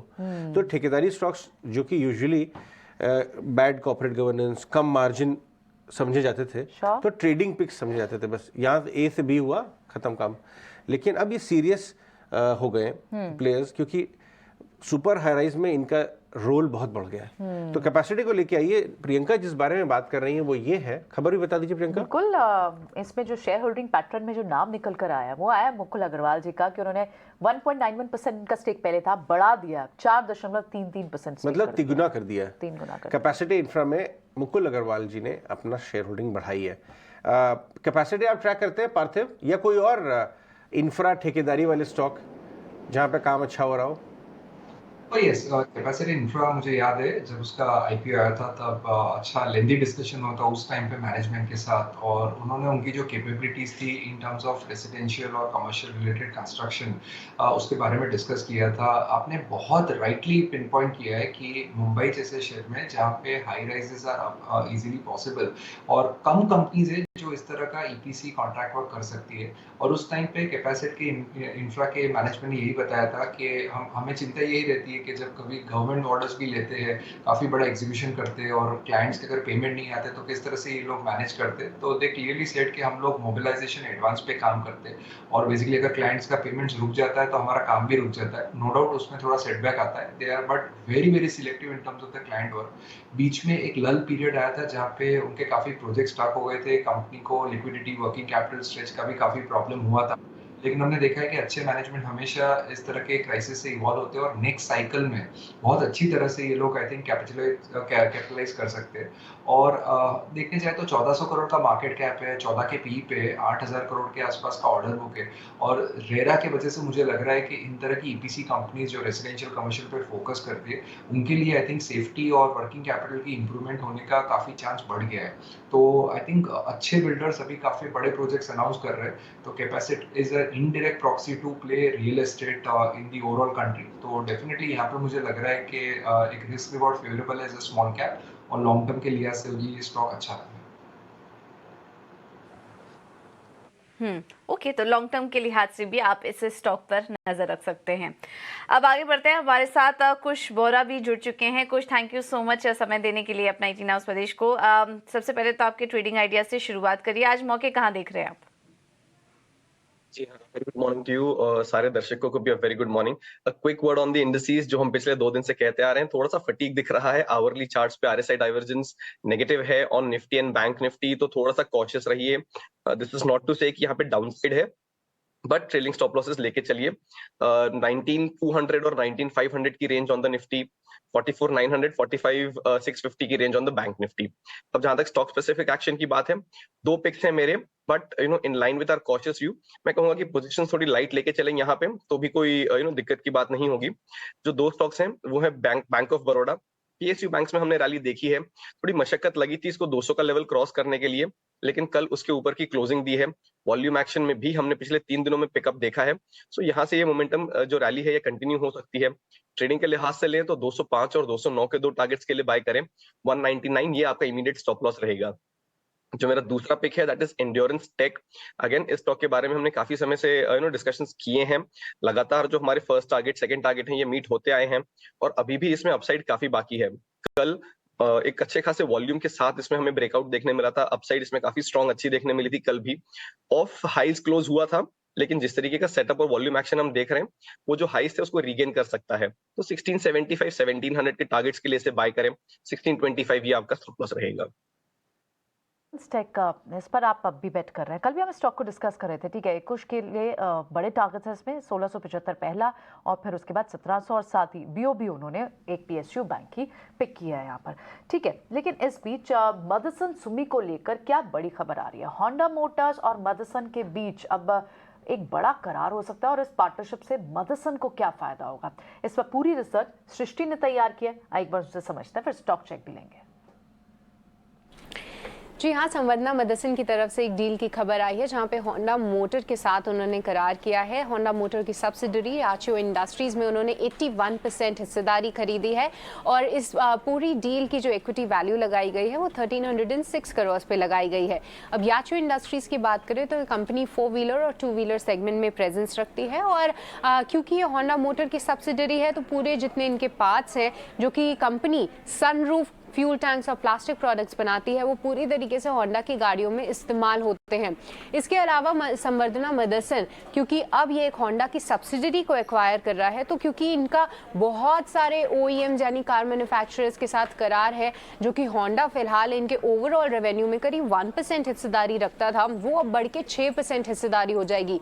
इसी के साथ साथ अगर बात करें कि कंपनी और क्या करती है, तो कुछ फाइनेंशियल्स पे हाईलाइट डालें तो याशियो इंडस्ट्रीज के EBITDA मार्जिन कुछ 11.4% पे है, और इनकी जो सालाना आय है वो 6586 करोड़ के आसपास है। अगर हम कंपनी के कुछ और सिनर्जी बेनिफिट्स की बात करें तो संवर्धना ने साफ किया है कि ना ही सिर्फ होंडा मोटर्स, बाकी OEMs के साथ भी वो इन प्रोडक्ट्स के लिए करार कर सकती है, और साथ ही हाइब्रिड टेक्नोलॉजी पे भी कंपनी फोकस कर रही है, और फ्यूल टैंक्स को लेकर वहाँ पे भी उनका पॉजिटिव नजरिया है। तो ये पूरी डील अनाउंसमेंट संवर्धना मदसन की तरफ से। राइट, बहुत बहुत शुक्रिया सृष्टि आप ये खबर देने के लिए। तो होंडा मोटर के साथ मदसन का ये करार, और इससे जितने भी जुड़े कारोबार होंगे उसमें किस तरह की एक मदसन के लिए अपस्केल हो सकता है, क्योंकि मदसन में कहीं ना कहीं थोड़ा सा लगाट हो गया था। हाँ, देखिए इनका चार्ट लेके आइए। 6 महीने 8 महीने में एक्चुअली मदसन 13% 6 महीने में, नीचे 65 वाला 85, जब मिंडा और दुनिया भर के प्रिसिशन कैम शॉप तमाम 50-50, हाँ कहीं ना कहीं इस स्पेस में थोड़ा कम चला है। ये देखिए 3-4 महीने में एक रेंज में यूरोपियन कारोबार भी सॉफ्ट रहा। जी हाँ, इनका बहुत बड़ा कारोबार यूएस यूरोप में, और बाजार को ये लगा कि यार यूएस यूरोप वाले ऑटो इंडस्ट्री से दूर रह के डोमेस्टिक ऑटो इंडस्ट्री पे फोकस करो। तो जो डोमेस्टिक आपका मारुति वाले, जय भारत मारुति जब 6.5 वाला 9.5 होगा, और मैं जय भारत मारुति हूँ, मेरा 40% मारुति से आता, मैं क्यों नहीं चलूंगा? बिल्कुल। हीरो मोटो के सारे सुपर जीट्स of the world, Hero Moto 2200 वाला 3000 हुआ, तो सारे उसके जो प्लेयर्स हैं इनका 50% वहां से आता है, तो वो भी पड़ेंगे। तो लोग बहुत क्लियर है, बाजार बहुत इस मामले में स्मार्ट है। ठीक है, लेकिन इस पर एक बार देख लेते हैं इस खबर का आज समिल को कैसे इस पर इम्पैक्ट आ सकता है, क्या ट्रेड करना चाहिए इसे? संतोष, कितनी स्ट्रेंथ मिल सकती है इस न्यूज से समिल के स्टॉक को? यस, संवर्धा मदरसोमी की बात करें तो स्टॉक ने एक ब्रेकआउट दिया था 84 का रेजिस्टेंस का, उसके बाद ये अपने 20 डे मूविंग एवरेज के ऊपर अच्छे से ट्रेड कर रहा है, तो स्ट्रक्चर अच्छा है। नीचे आपका 83.5 का स्टॉप लॉस लगा के मेंटेन करे, ऊपर में लग रहा है कि शायद ये 90 रुपीज तक के टारगेट दिखा सकता है, तो 5 रुपए की अपसाइड इस काउंटर में देखने को मिल सकती है, और स्टॉप लॉस भी 1 से 1.5 रुपए का एक ट्रेड लिया जा सकता है।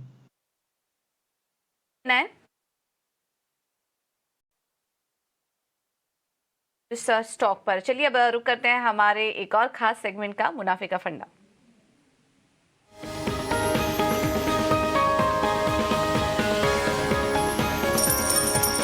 और इस सेगमेंट में हम आपको बताएंगे कि फंडामेंटल लिहाज से मौके कहां देखने को मिल रहे हैं, कहां पर नजर रखनी चाहिए। और हमारे साथ प्रॉस्पेरिटी एडवाइजर्स के राघवेंद्र केडिया जुड़ चुके हैं। राघवेंद्र जी, थैंक यू सो मच समय देने के लिए अपना ईटी नाउ स्वदेश को। आपकी तरफ से आज के लिए पिक्स क्या होंगी?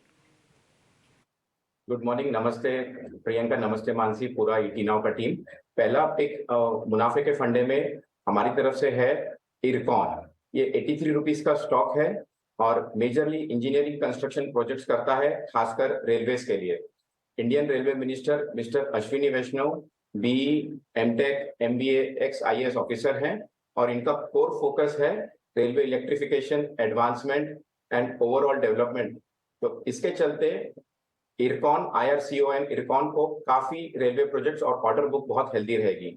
हमारा अनुमान है कि इसका full year EPS earning per share तकरीबन 10 रुपया होगा और इस पे हम 15 रुपए का पी मल्टीपल देते हैं।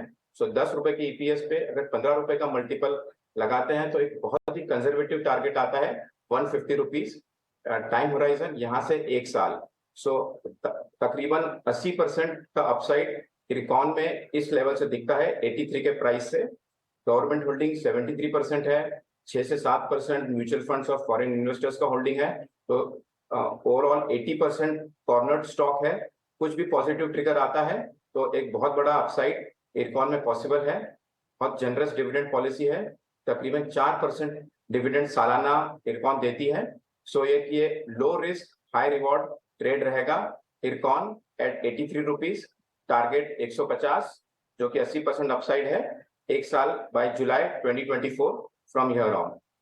दूसरा स्टॉक लॉन्ग टर्म रिकमेंडेशन के लिए है इंडिया बुल हाउसिंग फाइनेंस। कोई भी देश जब अंडर डेवलप से डेवलपिंग और डेवलपिंग से डेवलप कंट्री में इकोनॉमी में मूव होता है तो सबसे बड़ा योगदान उसकी क्रेडिट ग्रोथ और बैंकिंग फाइनेंशियल सेक्टर का रहता है। इसी सेक्टर से ये स्टॉक है India bull housing finance. Current price 126 रुपए का है। India bull housing finance India की 3rd largest housing finance company है और ये एक टेक ओवर कैंडिडेट भी रह सकती है, कंसिडरिंग इसका मार्केट कैप सिर्फ 6000 करोड़ है। मैनेजिंग डायरेक्टर मिस्टर गगन बंगा ने पिछले कुछ सालों में कोविड के चलते सैलरी कट्स लिए हैं, बोनस कट्स लिए हैं, तो ये बहुत ही कॉर्पोरेट गवर्नेंस वाइज बहुत ही अच्छी बात है। बाकी हाउसिंग फाइनेंस अगर कंपनी देखेंगे, PNB housing finance, LIC, GIC housing finance, उसके कंपैरिजन में इंडिया बुल हाउसिंग फाइनेंस बहुत वैल्यूएशंस पे बहुत चीपली अवेलेबल है और इसका credit rating from reputed companies like ICRA, CRISIL, Brickwork, इन सब से AA है, AA क्रेडिट रेटिंग है for long term of health of company of India bull housing finance. तो इसके चलते हमें लगता है इसमें 100% अपसाइड पॉसिबल है। टारगेट 250, तकरीबन 1 से 1.5 साल, so on the safer side 1.5 साल तक अगर होल्ड करते हैं तो 250 का टारगेट 100% अपसाइड बाय दिसंबर 2024, दिसंबर 2024 तक ये स्टॉक डबल हो सकता है। India bull housing finance, worst is over for the housing finance industry and we believe कि इस स्टॉक के लिए बेस्ट टाइम्स अहेड है। सो ये इन्वेस्टमेंट कॉल रहेगा India bull housing finance. Right, all right. IRCON और IB housing stocks, Raghavendra Kedia ji के मुनाफे का फंडा। आगे बढ़ते हैं, कुछ और स्टॉक्स के बारे में डिस्कस करना जरूरी है। कुछ से मैं डिस्कस करूंगा, कल जो जबरदस्त शॉर्टिंग आइशर मोटर के स्टॉक में देखने को मिली, 7% स्टॉक नीचे बंद हुआ था और हीरो मोटोकॉर्प का स्टॉक 5% टॉप डेज हाई पे बंद हुआ था। So long hero short Eicher trade की हमने कल शुरुआत देखी। क्यों हुई?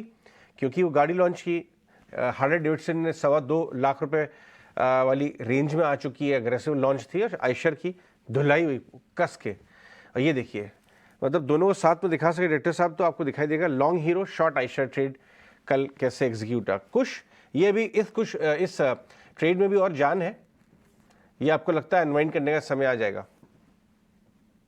हाँ, सो गो विद द लैटर, क्योंकि देखिए यहाँ पे अगर मैं ओवरऑल सेटअप देखूं तो हल्के से नेगेटिव बाइस के साथ ट्रेड हो रहा था, लेकिन इतना खराब स्ट्रक्चर नहीं है इसका। अब यहाँ पे एक गैप है करीब 3400 के आसपास की, जो कल फिल होते हुए नजर आई है। सो मेरे हिसाब से यहाँ पे अब अगर आपके पास शॉर्ट ट्रेड हो तो इसे आप ट्रेलिंग स्टॉप लॉस के साथ राइड करें, but otherwise there isn't much to worry about. यहाँ पे मुझे लग रहा है बहुत ज्यादा डाउनसाइड जो है ये नहीं होगा। अगर मान लीजिए यहाँ से स्टॉक थोड़ा और स्लिप होता भी है तो करीब 3350 3325 तक के जो जोन्स हैं यहाँ तक रीटेस्ट कर सकता है। बट यहाँ से अब आपके लिए जो शॉर्टिंग का पे ऑफ रेशियो है ये बहुत ज्यादा फेवरेबल नहीं होगा। तो यहाँ पे आप या तो कवर कर लें या यहाँ पे 3450 का जो लेवल है इसको ट्रेलिंग स्टॉप लॉस बना के इसमें बने रह सकते हैं, बट फ्रेश शॉर्ट में इनिशिएट यहाँ पे नहीं करने के लिए कहूंगा। लेकिन जहां तक हीरो मोटो की बात है, बिल्कुल कल भी हमने डिस्कस किया था सुबह सुबह जब आपने वो बाइक के दृश्य बताए थे कि बिल्कुल एक ब्रेकआउट देखने मिला है। 3000 का लेवल था जिसके ऊपर सस्टेन भी किया है, क्लोज भी किया है और वॉल्यूम बैक मूव था। ये मूव कंटिन्यू रह सकता है। 3100 के पहले टारगेट एंड 3175 के दूसरे टारगेट के लिए या तो बने रहें या फ्रेश पोजीशंस आप चाहें तो भी इनिशिएट कर सकते हैं। स्टॉप लॉस जो है 2980 के करीब लेके चले। ठीक है, हीरो मोटो कॉर्प एक और रिपीट ट्रेड के बारे में बात करना भी जरूरी है। इनसे बात करते हैं, ये पार्थिव से। पार्थिव, बजाज फाइनेंस हमने नंबर देखा और Q1 अपडेट का इम्पैक्ट देखा, 7% की तेजी, बट 78-7900 पे एक बार को फैक्टर इन हो गया है, मुनाफा वसूल कर लेना चाहिए। और इसके साथ साथ में कल हमने देखा पूना वाला फिनकॉप भी बहुत ज़बरदस्त तरीके से 6% 5-6% ऊपर लास्ट आवर ट्रेड में 360 के ऊपर बंद हुआ, क्योंकि डायरेक्शन वही है, टेक्नोलॉजी बैक्ड कंज्यूमर लेंडिंग। इन दोनों पे व्यू बताएं पार्थिव। दो फेवरेबल फैक्टर्स है बजाज फाइनेंस और बजाज फिनसर्व दोनों ट्विंस के रैली के लिए। एक तो no doubt I think business momentum is back extremely strong, बहुत अच्छे नंबर्स है और हर एक पैरामीटर पे अगर हम in terms of EOM growth देखें, in terms of disbursement growth देखें, लायबिलिटी फ्रेंचाइजी देखें, नए कस्टमर एक्विजिशन देखें, तो I think it is astonishing growth on such a high base. लेकिन ये चीज़ भूलनी नहीं चाहिए कि अभी 7.5 के प्राइस टू बुक मल्टीपल पे है और फॉरवर्ड बेसिस पे भी मैं गिनूँ जिस तरह का ग्रोथ है तो अभी it is at 6 times price to book multiple, जो काफ़ी रिचली वैल्यूड है। मुझे ऐसा लग रहा है कि यहाँ पे डेफिनेटली इन्वेस्टर्स को थोड़ा प्रॉफिट बुकिंग बजाज फाइनेंस में करना चाहिए। और इवन एज कम्पेयर टू से पुनावाना फिनकॉर्प जो अच्छा लग रहा है, लेकिन उसकी बुक की जो क्रेडिबिलिटी है वो इतनी बजाज फाइनेंस इतनी प्रूवन नहीं है, क्योंकि वो आगे जाते ही पता चलेगा कि जिस तरह का स्ट्रॉन्ग अंडरराइटिंग की बात उन लोगों ने की है तो whether it is making sense in the consumer finance division और नॉट। लेकिन अजय मुझे लग रहा है कि I think this makes a case for investments in SBI के आप पैरामीटर्स देखिए, ग्रोथ देखिए, उनकी बैलेंस शीट की क्वालिटी अभी देखिए, तो ये स्टॉक अभी 1.3 टाइम्स के प्राइस टू बुक मल्टीपल पे चल रहा है। आई एम नॉट सेइंग कि इसको बजाज फाइनेंस जितना प्राइस टू बुक मल्टीपल मिले, लेकिन इवन 1.8 या 2 टाइम्स भी मिले तो यहाँ पे एक huge move in the making है। तो आई थिंक बहुत अच्छा वैल्यू बाय है और मुझे नहीं लग रहा आने वाले 3 साल के लिए आप ऐसा कोई भी बात सुनेंगे पीएसयू बैंक की स्पेस के अंदर कि कोई बड़ा लोन स्लिप हो गया है, कि एसेट क्वालिटी डाउन है या क्रेडिट कॉस्ट बढ़ रहा है। रादर ये पूरा reversing trend in terms of decreasing credit cost. तो मुझे लग रहा है कि एसबीआई पे डेफिनेटली इन्वेस्टर्स को लॉन्ग टर्म के लिए ऐसे बेट करनी चाहिए। तो ये तो बजाज फाइनेंस पर बात रही, जो आज भी आपको प्री ओपन में फिलहाल पॉजिटिव दिख रहा है, यानी एक बड़ी मूव के बाद भी बजाज फाइनेंस पे कोई प्रेशर अभी फिलहाल प्री ओपन में तो नहीं दिख रहा। लेकिन आज के बड़े एक्शन स्टॉक्स एक बार पूजा हमारे कंपाइल करके लाई हैं, एक बार उनसे फिर से समझ लेते हैं। इन स्टॉक्स में कई सारे स्टॉक्स हैं जो हम डिस्कस कर चुके हैं, जो ट्रेड के लिहाज से बेहद अहम है। पूजा बताएं।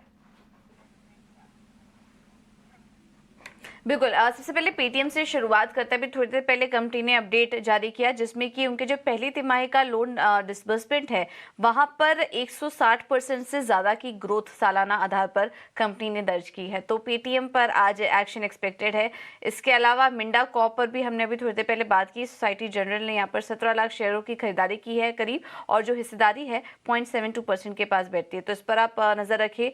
सोम डिस्टिलरीज 8 जुलाई को कंपनी की बैठक होगी जिसमें कि पूंजी जुटाने पर विचार किया जाएगा। जीनस पावर इंफ्रा में आज भी एक्शन एक्सपेक्टेड है। यहाँ पर भी खबर आ रही है कि जीआईसी एफिलिएट जीनस में स्मार्ट मीटर प्रोजेक्ट के लिए करार कर लिया है और करीब $2 बिलियन का ये करार हुआ है, जिसमें कि जो जीनस की हिस्सेदारी होगी वो 26% की होगी। तो लगातार 2 दिनों से खबरों में है ये स्टॉक जीनस पावर। आज भी नजर रखें। और आखिर में फार्मा स्टॉक्स में आज एक्शन एक्सपेक्टेड है, इसमें लगातार खबरें भी आ रही हैं। ल्यूपिन पर भी आज आप नजर रखिए। कंपनी की HIV की एक ड्रग को मंजूरी मिल चुकी है USFDA की तरफ से। ओरल सस्पेंशन के लिए ये मंजूरी अस्थायी रूप से मिली है, तो आज ल्यूपिन भी फोकस में रहेगा। तो ल्यूपिन पर एक ड्रग का अप्रूवल, जीनस को भी आपने लिया बिल्कुल। आज दूसरे दिन उसमें एक मूव दिख सकता है बिकॉज ऑफ द न्यूज। और पेटीएम का मंथली ट्रांजैक्शन यूजर डेटा आया, मर्चेंट डेटा आया, जहां पर ग्रोथ देखने को मिली है फर्स्ट क्वार्टर में। YoY फिगर्स लगभग 37% ये बढ़ा है। और पेटीएम पे तो कई सारी, इनफैक्ट पार्थिव से एक बार समझते हैं। पार्थिव, पेटीएम पे तो बोफा की 2 रिपोर्ट्स बैक टू बैक आई हैं और टारगेट हर बार अपस्केल ही किया, रिवाइज ही किया।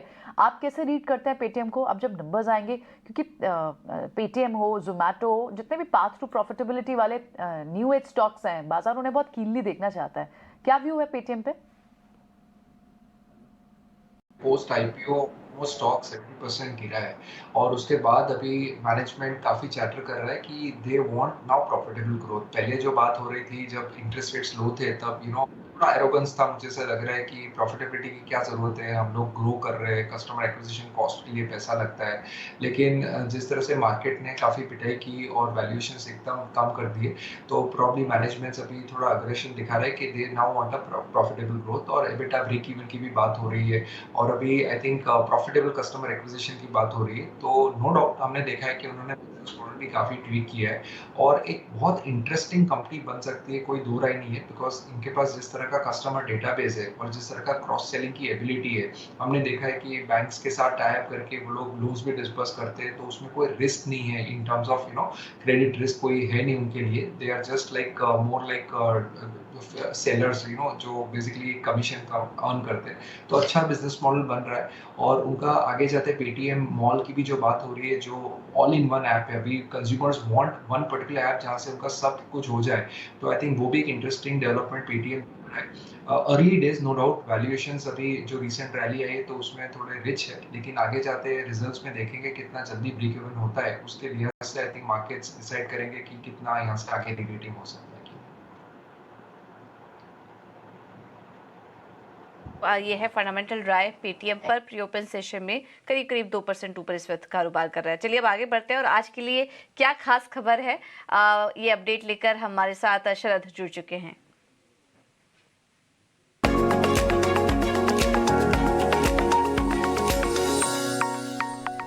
जी बिल्कुल, फोकस में रहने वाला पूरा वंकरा और यहाँ पे उनकी प्रोविडेंट प्रोजेक्ट जो है बेंगलुरु में जल्द ही लॉन्च हो सकती है। लगभग 62 लाख स्क्वायर फीट का ये टोटल जो है प्रोजेक्ट प्रोविडेंट ब्रांड में है।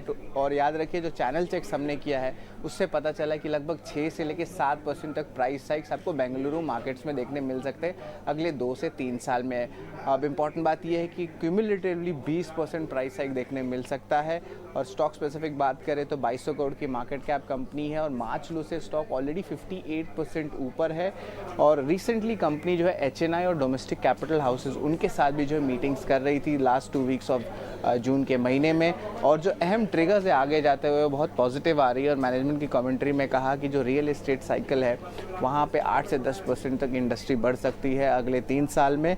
और जो डिमांड है बेंगलुरु मार्केट में वो बहुत स्ट्रॉन्ग है और उनकी जो इन्वेंट्री लेवल है वो कम है, लगभग 8 मंथ्स का है। और अगर उनके नॉन बेंगलुरु मार्केट्स की बात करें तो उनका इन्वेंट्री लेवल लगभग 12 महीना का है। अब इम्पॉर्टेंट बात इसलिए है क्योंकि उनका 56% ऑफ रेवेन्यू कंपनी का जो है बेंगलुरु मार्केट से आता है।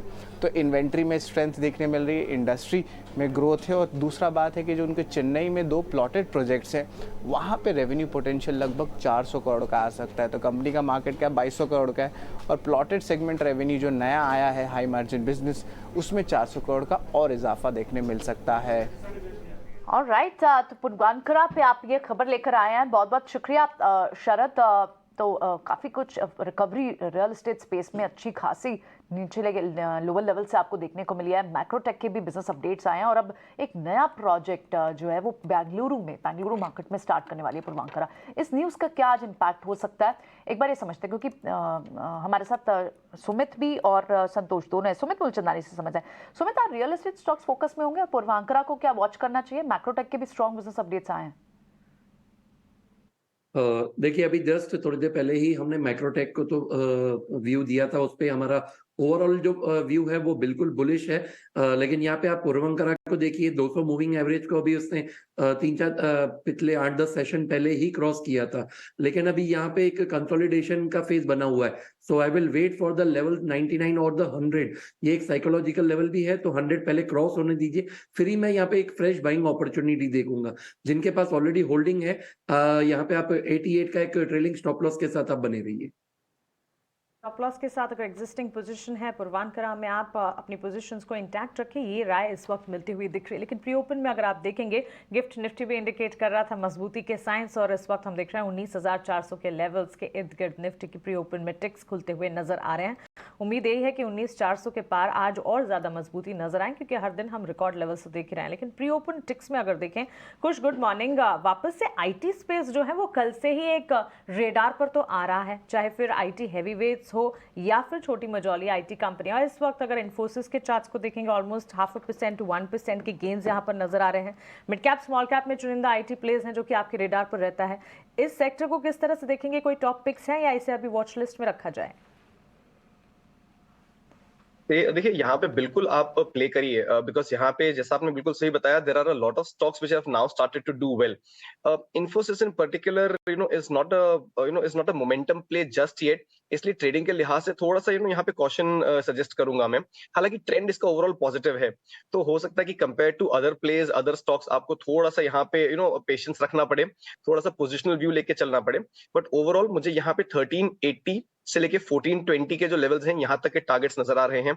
स्टॉप लॉस जो है इसको मैं करीब 1325 के जो लेवल्स है इसके पास लेके चलूंगा, अगर आप ट्रेडिंग के लिहाज से ले रहे हो तो।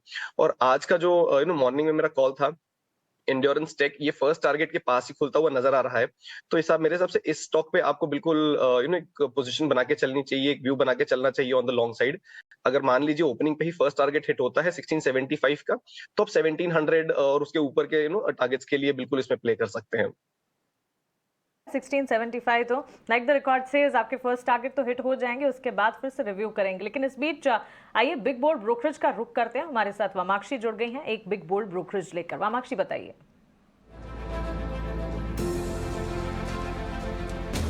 जी बिल्कुल, आज का जो बिग बोल्ड ब्रोकरेज है वो है डिलीवरी के ऊपर। कोटक की तरफ से रिपोर्ट आ रही है और इनफैक्ट उन्होंने अपनी रेटिंग को डाउनग्रेड किया है। खरीदारी की राय से उन्होंने डाउनग्रेड कर रिड्यूस की राय दी है और इनफैक्ट अपना टारगेट प्राइस भी 410 से घटाकर 390% पर कर दिया है। लार्जली ये डाउनग्रेड आ रहा है अच्छी रैली के बाद। ओवरऑल कोटक का कहना है कि ई कार्ड की एंट्री हुई है एक्सप्रेस B2B स्पेस में और ये लेटेस्ट इंस्टेंस है, कॉम्पिटिशन बढ़ रहा है इसका। मगर उनका कहना है कि ये जो नए कंपेटिटर्स की तरफ से एफर्ट्स आ रहे हैं वो अभी के लिए सिर्फ एक्सपेरिमेंट्स है। तो लार्जली अगर हम देखें, कोटक ने अपनी राय को डाउनग्रेड किया है, खरीदारी की राय से रिड्यूस की राय दी है और अपना टारगेट प्राइस दिया है 390 प्रति शेयर का।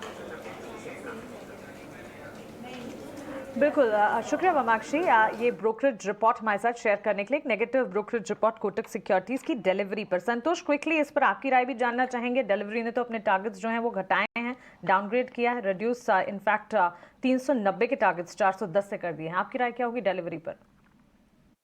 ये डिलीवरी का चार्ट स्ट्रक्चर इतना वीक नहीं है, स्टॉक एक बॉटमिंग आउट फॉर्मेशन में है, तो इस डाउनग्रेड की वजह से स्टॉक अगर नीचे मिलता है तो एक बाइंग अपॉर्चुनिटी के रूप में देखना चाहिए, क्योंकि जो ये नीचे का एरिया 365 से 360 का बहुत ही स्ट्रॉन्ग डिमांड जोन है। तो जब तक 350 के ऊपर है, बाय ऑन डिप की अप्रोच रखना चाहिए। 350 का स्टॉप लॉस लगाइए। स्टॉक अगर मोमेंटम पकड़ता है तो 440 रुपए तक के लेवल ऊपर में हमको देखने को मिल सकते हैं। ठीक है, सो डिलीवरी पर ये कोटक सिक्योरिटीज की बिग बोल्ड ब्रोकरेज और इस स्टॉक पर आप एक इम्पैक्ट भी देख रहे हैं।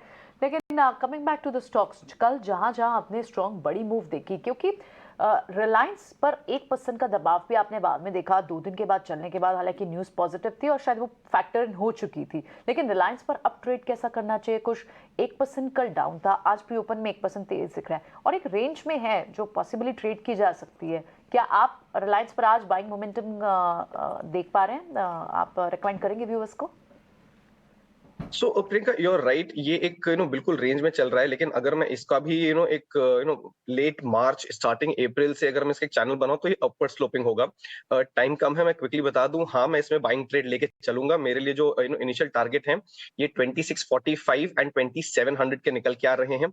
स्टॉप लॉस जो है ये जो कल का लो प्राइस है उसके आसपास का लेके चलूंगा, विच इज 2575 के करीब।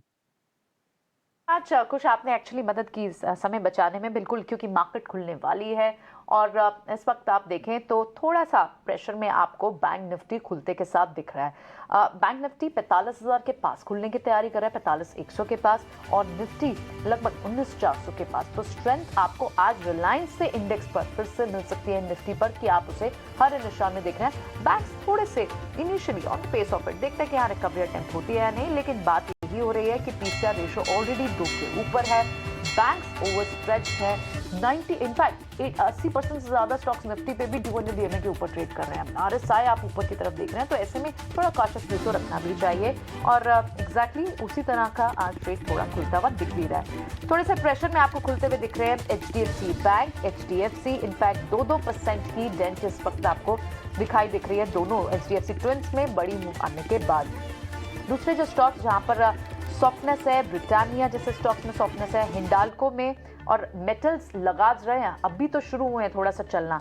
हिंडाल्को में आज फ्लैट टू पॉजिटिव ट्रेड अभी दिख रहा है, flat to negative trade in fact दिख रहा है। आयशर में फर्दर प्रेशर, कल 5-6% गिरने के बाद भी वीक जोन में अब भी दिख रहा है। आप 0.5% गिरावट आयशर मोटो में अब भी देख रहे हैं। लार्ज कैप बैंक्स नहीं पार्टिसिपेट कर रहे, प्राइवेट बैंक्स, एक्सिस बैंक आप देखिए और HDFC ट्विंस तो आज थोड़ा प्रेशर और ड्रैग ही कर रहे हैं बैंक निफ्टी को।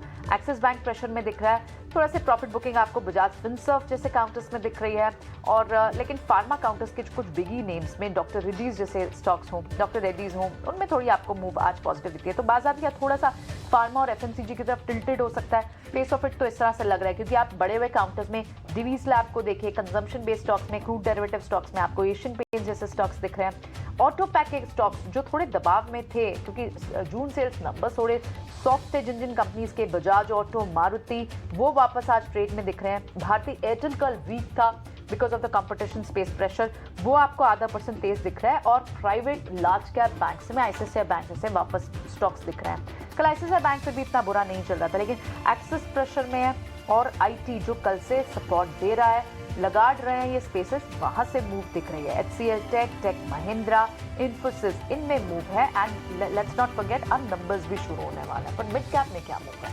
बिल्कुल, तो मिड कैप की भी ये कह सकते हैं कि हल्की सी या म्यूटेड शुरुआत इस वक्त नजर आ रही है इंडेक्स वाइज और स्मॉल कैप में भी, लेकिन स्टॉक स्पेसिफिक मूव्स को अगर देखेंगे, मिड कैप प्लेयर्स है, मिड कैप ऑटोमोबाइल स्पेस है, मिड कैप पावर स्टॉक्स हैं, कुछ हद तक डिफेंसिव्स में मिड कैप में भी फार्मा है, और अरविंदो फार्मा, ल्यूपिन जैसे काउंटर्स हैं जिसमें अच्छा खासा एक्शन आप देखेंगे। तो जिस तरह से हम लार्ज कैप्स में भी बाजार की म्यूटेड शुरुआत में डिफेंसिव्स में फार्मा को प्ले आउट होता हुआ दिख रहे हैं, मिड कैप में भी इसी तरह की तस्वीर नजर आएगी। इसके अलावा डॉक्टर लाल पैथ लैब के चार्ट्स में भी आधे से 1% तक की मजबूती है। मैक्स हेल्थ केयर के स्टॉक प्राइस को देखें, ऑलमोस्ट 2.5% की तेजी। तो क्लियरली फार्मा, हेल्थ केयर और डायग्नोस्टिक इस वक्त रेडार पर हैं। IT की हम बात कर रहे थे, टाटा एलेक्सी के चार्ट्स को देखें, आधे से 1% तक की मजबूती वहां पर है। Indian Bank, Syngene International, JSW Energy, city gas distribution कंपनियां में IGL जैसे counters, to name a few, और केमिकल स्पेस में टाटा केमिकल्स में अच्छा खासा एक्शन है। लेकिन इस एक्शन के बीच बिकवाली का दबाव, क्योंकि Q1 अपडेट्स लगातार है, उसका इम्पैक्ट जो है वो लगातार जिनके अपडेट्स कमजोर हैं उस पर आता हुआ, जिनके अपडेट्स मजबूत है उस पर मजबूती के साइंस। बंधन बैंक के चार्ट्स करीब 4-4.5% की गिरावट झेलते हुए, डिक्सॉन टेक्नोलॉजीज में 2-2.5% तक की बिकवाली, वहीं गोदरेज प्रॉपर्टीज, M&M फाइनेंस और डिलीवरी, जिसकी अब भी थोड़ी देर पहले हमने बात की, बिग बोल्ड ब्रोकरेज में, जहां कोटक की डाउन ट्रेड यानी कि डाउन साइजिंग की रिपोर्ट आती हुई दिखी, और उसी रिपोर्ट का असर उसके साथ हम देख रहे हैं स्टॉक प्राइस में भी मूवमेंट जो है नेगेटिव है। स्मॉल कैप सिनेरियोज अगर देखेंगे, करूर वैश्य बैंक, इंटेलेक्ट डिजाइन अरीना, RBL बैंक के Q1 अपडेट्स भी आए, उसके ठीक बाद स्टॉक में एक movement. Raymond, CDSL platform stocks और प्राज इंडस्ट्रीज, साथ ही दीपक फर्टिलाइजर स्पेस पर लगातार रेडार हैं। तो म्यूटेड स्टार्ट है इस वक्त, निफ्टी 19,386 के लेवल्स, बैंक निफ्टी में 45,220 के स्तर, मिड कैप और स्मॉल कैप में स्टॉक स्पेसिफिक मूव्स बनते हुए। सुमित, कैसे देख रहे हैं बाजार की शुरुआत, और शुरुआत में कौन से स्टॉक्स हैं आपके रेडार पर? जी देखिए, ओपनिंग टिक में जैसे कि मार्केट ने एक लोअर ओपनिंग तो दी, लेकिन यहाँ से एक पुल बैक है, तो बिल्कुल हमने सुबह को भी एक व्यू दिया था कि ओनली बिलो 19,300 हम एक सेलिंग प्रेशर देख सकते हैं till the time one can hold the long positions और यूटिलाइज द डिप्स। यहाँ पे जो स्टॉक मुझे मेरे रेडर पे है वो है डीवी स्लैब। डीवी स्लैब ने देखिए अपना कल का जो बेस था वही अभी इंटैक्ट है और अभी भी यहाँ पे मोमेंटम दिखा रहा है। So current market price is 3610, लो के एक स्टॉप लॉस के साथ आप यहाँ पे बाइंग कीजिए। 3560 will be the stop loss and next target can be 3680 and 3720। Science, ICICI bank, Reliance, Infosys, TCS और एशियन पेंट्स की तरफ से, हालांकि एचडीएफसी ट्विंस, आइजर मोटर्स और कोल इंडिया जैसे काउंटर्स हैं जो कि इस वक्त परफॉर्म नहीं कर रहे हैं। कुछ आप कैसे देख रहे हैं बाजार की शुरुआत, कौन से स्टॉक से शुरुआत में आपके रेडार पर? देखिए ओवरऑल जो इसकी ओपनिंग है मार्केट की, ये बिल्कुल इन लाइन है, थोड़ी सी म्यूटेड हम देख ही रहे थे जो गिफ्ट निफ्टी की ओपनिंग बता रहा था, और जिस तरीके का हमने मोमेंटम देखा है उसके बाद थोड़ा सा साइडवेज हो जाना is not a bad idea. In fact हल्का सा डिप आए तो ये मार्केट के लिए हेल्दी ही होगा, so I won't be surprise. But 19,300 के पुट में बहुत स्ट्रॉन्ग बेस है, तो हो सकता है बहुत ज्यादा यहाँ से फॉल आपको निफ्टी में ना देखने मिले। एज ए सेड थोड़ा सा साइडवेज मूव हो सकता है। Just a quick update, Endurance Tech जिसकी हम बात कर रहे थे 1975 का टारगेट इसने बिल्कुल हिट किया है।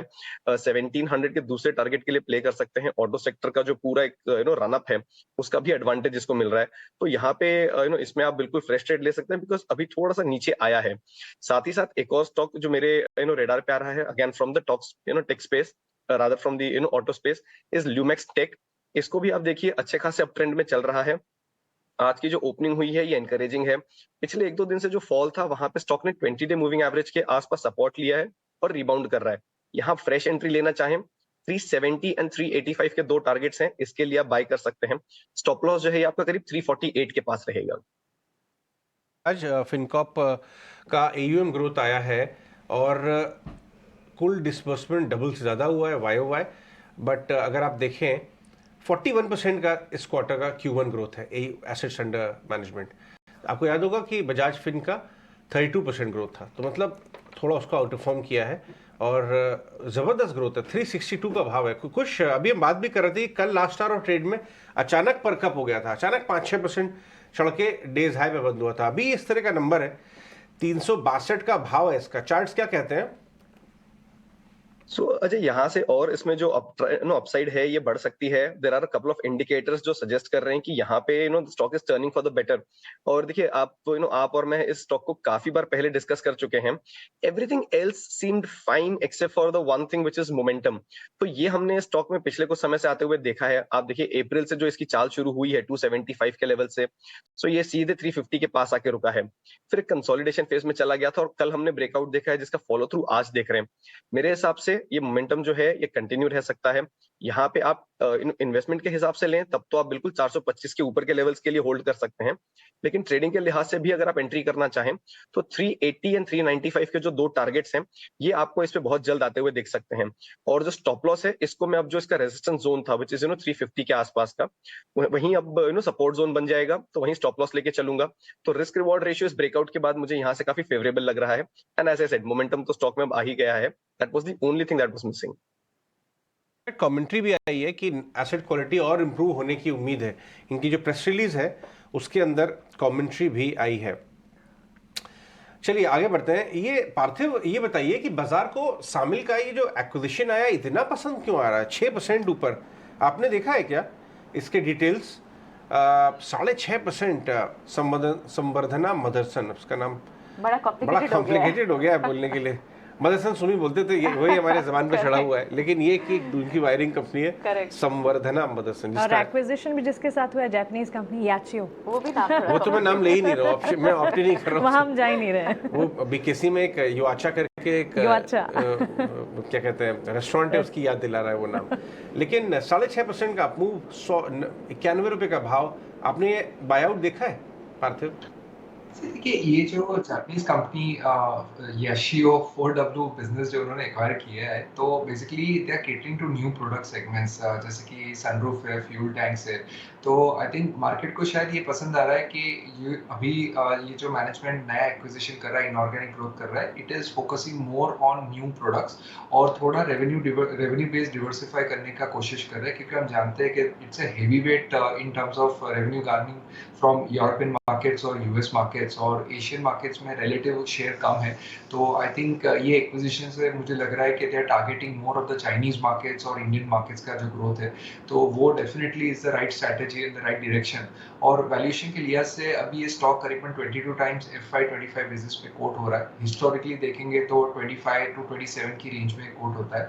तो आई थिंक मोमेंटम थोड़ा आ रहा है, और थोड़ा ये होप भी है कि यूरोपियन मार्केट्स में जिस तरह का लग्जरी कार मार्केट का डिमांड है वो काइंड ऑफ इंटैक्ट है। So this is contrary to जिस तरह का रिसेशन की बात हो रही है यूरोप में, यूएस में, तो which bodes well for the futuristic business of Motherson. और उन्होंने हमेशा ये बताया कि हम लोग वॉलेट शेयर पे काम करते हैं, और वॉलेट शेयर बढ़ाने की उन्होंने काफी कोशिश की है। तो मुझे लग रहा है कि आगे जाते नंबर्स सुधरेंगे, रॉ मटेरियल इनपुट कॉस्ट जो है वो कम होने की वजह से मार्जिन भी इंप्रूव होंगे। तो यहाँ से ये स्टॉक अच्छा लग रहा है। आई थिंक 20% जितना अपसाइड हमें लग रहा है ये मदरसन स्टॉक। तो यहाँ से 20% का आपको अपसाइड दिखता है संवर्धना में, ठीक है। कुछ और स्टॉक्स की बात करते हैं। मिड कैप में इस वक्त जो बड़ा गेनर है LIC हाउसिंग फाइनेंस, 3% की मूव है, और ये मूव इसलिए है क्योंकि HDFC लिमिटेड को रिप्लेस करेगा फिन निफ्टी में। 3% की मूव, और कल से ही चलना शुरू हो गया था। LTI माइंट्री को भी एक बार देख लेते हैं, जितने भी रिप्लेस्ड काउंटर्स हैं, JSPL को, LTI माइंट्री को और LIC हाउसिंग फाइनेंस को, HDFC बैंक के मर्जर के बाद के जो प्लेसेस खाली हुई हैं, ये यहाँ तो मूव कैप्चर हो गई थी, लेकिन LIC हाउसिंग फाइनेंस की मूव थोड़ी सी बाजार को नई लग रही है। क्या सुमित इसमें और फर्दर अपसाइड हो सकता है? 2.5% तो तेज है अभी LIC हाउसिंग फाइनेंस। देखिए यहाँ पे अगर हम एक ट्रेंड लाइन ड्रॉ करेंगे डेली टाइम फ्रेम पे फ्रॉम द सितंबर 2022, तो स्टॉक ने ब्रेकआउट दिया था 21 जून को, लेकिन ये ब्रेकआउट जो था वो अभी भी सस्टेनेबल नहीं है। तो आज का क्लोजिंग बहुत इंपॉर्टेंट है। 407 जो आज का है, अगर उसके ऊपर एक क्लोजिंग आ रही है तो मैं एक फ्रेश बाइंग यहाँ पे अपॉर्चुनिटी देख रहा हूँ। Till the time I will just wait for the levels. जिनके पास ऑलरेडी होल्डिंग है, आप यहाँ पे 388 का एक ट्रेलिंग स्टॉप लॉस बना के आप खड़े रहिए। जैसे ही ये 407 408 का लेवल क्रॉस करेगा और क्लोजिंग बेसिस पे सस्टेन होगा, तो सितंबर 22 का जो हाई है 444, वहां तक एक बार फिर से जा सकता है स्टॉक। प्रेशर दिख रहा था थोड़ा सा, वो अभी तो फिलहाल जो डिप आई है वो बॉट हुई है। HDFC बैंक और HDFC लिमिटेड दोनों ही जब खुले थे तो बड़े प्रेशर के साथ खुले थे, लेकिन अब वो रिकवर, वहां से भी ट्रेड रिकवर हुआ है, और इनफैक्ट कुछ दूसरे स्टॉक्स में भी। लेकिन बंधन बैंक पे प्रेशर काफी है इस वक्त। 2.5% की तेजी, 2.5% की गिरावट है, क्योंकि इनके वीक बिजनेस अपडेट्स आए हैं। डिपॉजिट ग्रोथ उस तरह से नहीं बढ़ी है। आपको सुबह ही बताया था, बिल्कुल हमने बात किया था। इसको चढ़िए मत, या short idea actually short idea की बात की थी। आई थिंक हमारे पैनलिस्ट में किसी ने लिया भी है, संतोष ने शायद बंधन बैंक को शॉर्ट किया। 180 वाला 230 हो चुका है। हाँ। तो जब ये इतना बढ़िया चल चुका है तो इतनी जल्दबाजी क्यों करें लेने की? और आपको इनफैक्ट वीक क्रेडिट ग्रोथ भी दिख रही है, सॉरी डिपॉजिट ग्रोथ वीक। तो लेकिन at the same time IndusInd Bank को डिस्कस कर लेते हैं। इसके भी बिजनेस अपडेट्स कल रात को आए, लेट इवनिंग आए, और यहाँ पर भी ग्रोथ तो है। 2-2.5% की मूव इंडसइंड बैंक पे है। आरबीएल बैंक भी 2.5% की तेजी के साथ है। कौन सा ज्यादा स्ट्रॉन्ग दिख रहा है कुछ बैंक्स में? क्या प्राइवेट बैंक्स, क्योंकि उनकी पार्टिसिपेशन अब तक थोड़ी कम दिख रही थी, लेकिन अब with IndusInd bank, RBL bank, ICICI bank, क्या अब प्राइवेट बैंक्स भी स्ट्रॉन्ग दिख रहे हैं? जस्ट अगर रिसेंट पास्ट की बात करें तो प्राइवेट बैंक्स में मूव पहले आया था, and now actually the PSU banks are doing a bit of a catch up. और अगर मैं इन दो स्टॉक्स की बात करूं, आरबीएल बैंक एंड इंडसइंड बैंक, तो पहले let's start with the fact कि दोनों का ही स्ट्रक्चर बहुत अच्छा है। Both of them are in a very strong up trend, अगर मैं नियर टर्म चार्ट्स के हिसाब से देखूं तो। अब अगर थोड़ा सा और डिटेल में जाएं तो देखिए, RBL bank is now closing in on its resistance zone of 188 to 190। तो अच्छे रनअप के बाद रेजिस्टेंस जोन के पास है, तो हो सकता है कि यहाँ पे थोड़ा सा कंसोलिडेशन, थोड़ी सी प्रॉफिट बुकिंग आपको देखने मिले। तो फ्रेश एंट्री की सलाह यहाँ नहीं रहेगी। यहाँ पे एग्जिस्टिंग पोजीशन हो तो 184 का जो लेवल है इसके पास अपना ट्रेलिंग स्टॉप लॉस बना के चले, 190 के करीब इसमें आप प्रॉफिट बुक करके चले। और इसी के सामने अगर मैं कंपेयर करूं इंडसइंड बैंक को, बहुत क्लियर ब्रेकआउट है। 1350 का जो लेवल था, जो इसका रिसेंट हाई था कुछ समय पहले का, उसके आसपास थोड़ी सी मशक्कत लगी थी ब्रेकआउट आने के लिए, लेकिन 4 सेशन पहले वॉल्यूम बैक एक ब्रेकआउट आया था, उसका कंटिन्यूएशन हम देख रहे हैं पिछले 2 से 3 सेशन जो है उसमें भी। तो यहाँ पे मुझे लग रहा है और अपसाइड हो सकती है। अब साइकोलॉजिकली 1400 का जो ये राउंड फिगर है, इसके आसपास जहां कॉल बेस भी एक अच्छा खासा बना हुआ है, थोड़ा सा स्टॉप हो सकता है, but I think that probably be like like a speed bump rather than a pit stop. तो एक स्पीड बम्प होगा, कॉल यहाँ पे शॉर्ट कवरिंग भी आ सकती है, कॉल्स जो राइट हुए हैं उसमें, तो यहाँ पे आप अपसाइड के लिए प्ले कर सकते हैं। 1435 का पहला टारगेट रहेगा, 1465 का जो लेवल है ये आपके लिए सेकंड टारगेट रहेगा। स्टॉप लॉस जो है ये करीब 1375 जो आज का लो है इसके पास लेके चले। आरबीएल बैंक और साथ ही IndusInd bank purely Q1 FY24 operational updates के दम पर, लेकिन एक और बैंक है एयू स्मॉल फाइनेंस बैंक, इसके भी क्वार्टरली अपडेट्स आते हुए दिखे। सुमित, यहाँ पर टोटल डिपॉजिट्स में 27% की बढ़त हमने सालाना आधार पर देखी, वहीं ग्रॉस एडवांसेस में भी ऑलमोस्ट 30% की मूव। और एयू स्मॉल फाइनेंस के चार्ट्स अगर देखेंगे, शार्प अप मूव इस वक्त नजर आया, उसके बाद थोड़ा फ्रिजल आउट हुआ शुरुआत में ही और वहां से फिर से पिकअप हो रहा है 779 के लेवल्स। आपकी राय? जी देखिए, बिल्कुल स्टॉक ने काफी अच्छा बुल रन दिखाया था from the levels of 650 to almost 800।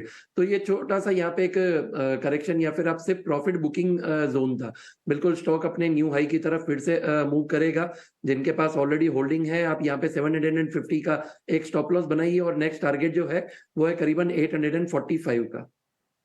Oil marketing कंपनियों में अगर आप देखेंगे, ONGC के चार्ट्स में मजबूती नजर आएगी, IOC कमजोर है, लेकिन oil refining counters, Chennai petro और साथ ही MRPL, चेन्नई पेट्रो में करीब 3% की तेजी है, MRPL करीब 4% की मजबूती दिखाता हुआ। संतोष, दोनों oil refining counters current situation में जो मजबूती नजर आ रही है, क्या कोई ट्रेड्स हैं यहाँ पर? यस, दोनों ही काउंटर, चेन्नई पेट्रो और MRPL बहुत ही स्ट्रॉन्ग काउंटर है। मुझे लगता है यहाँ से तेजी और बनती हुई नजर आएगी। चेन्नई पेट्रो की बात करें तो कंसोलिडेशन दिखाया है इसने अपने 20 डे मूविंग एवरेज के ऊपर और आज फिर से मोमेंटम दिखा रहा है। ये अभी 410 के आसपास चल रहा है, बट मुझे लगता है कि 440 के टारगेट्स में हमको देखने को मिल सकते हैं, तो यहाँ पे खरीदारी कर सकते हैं। नीचे आपका स्टॉप लॉस रहेगा 400 रुपये का।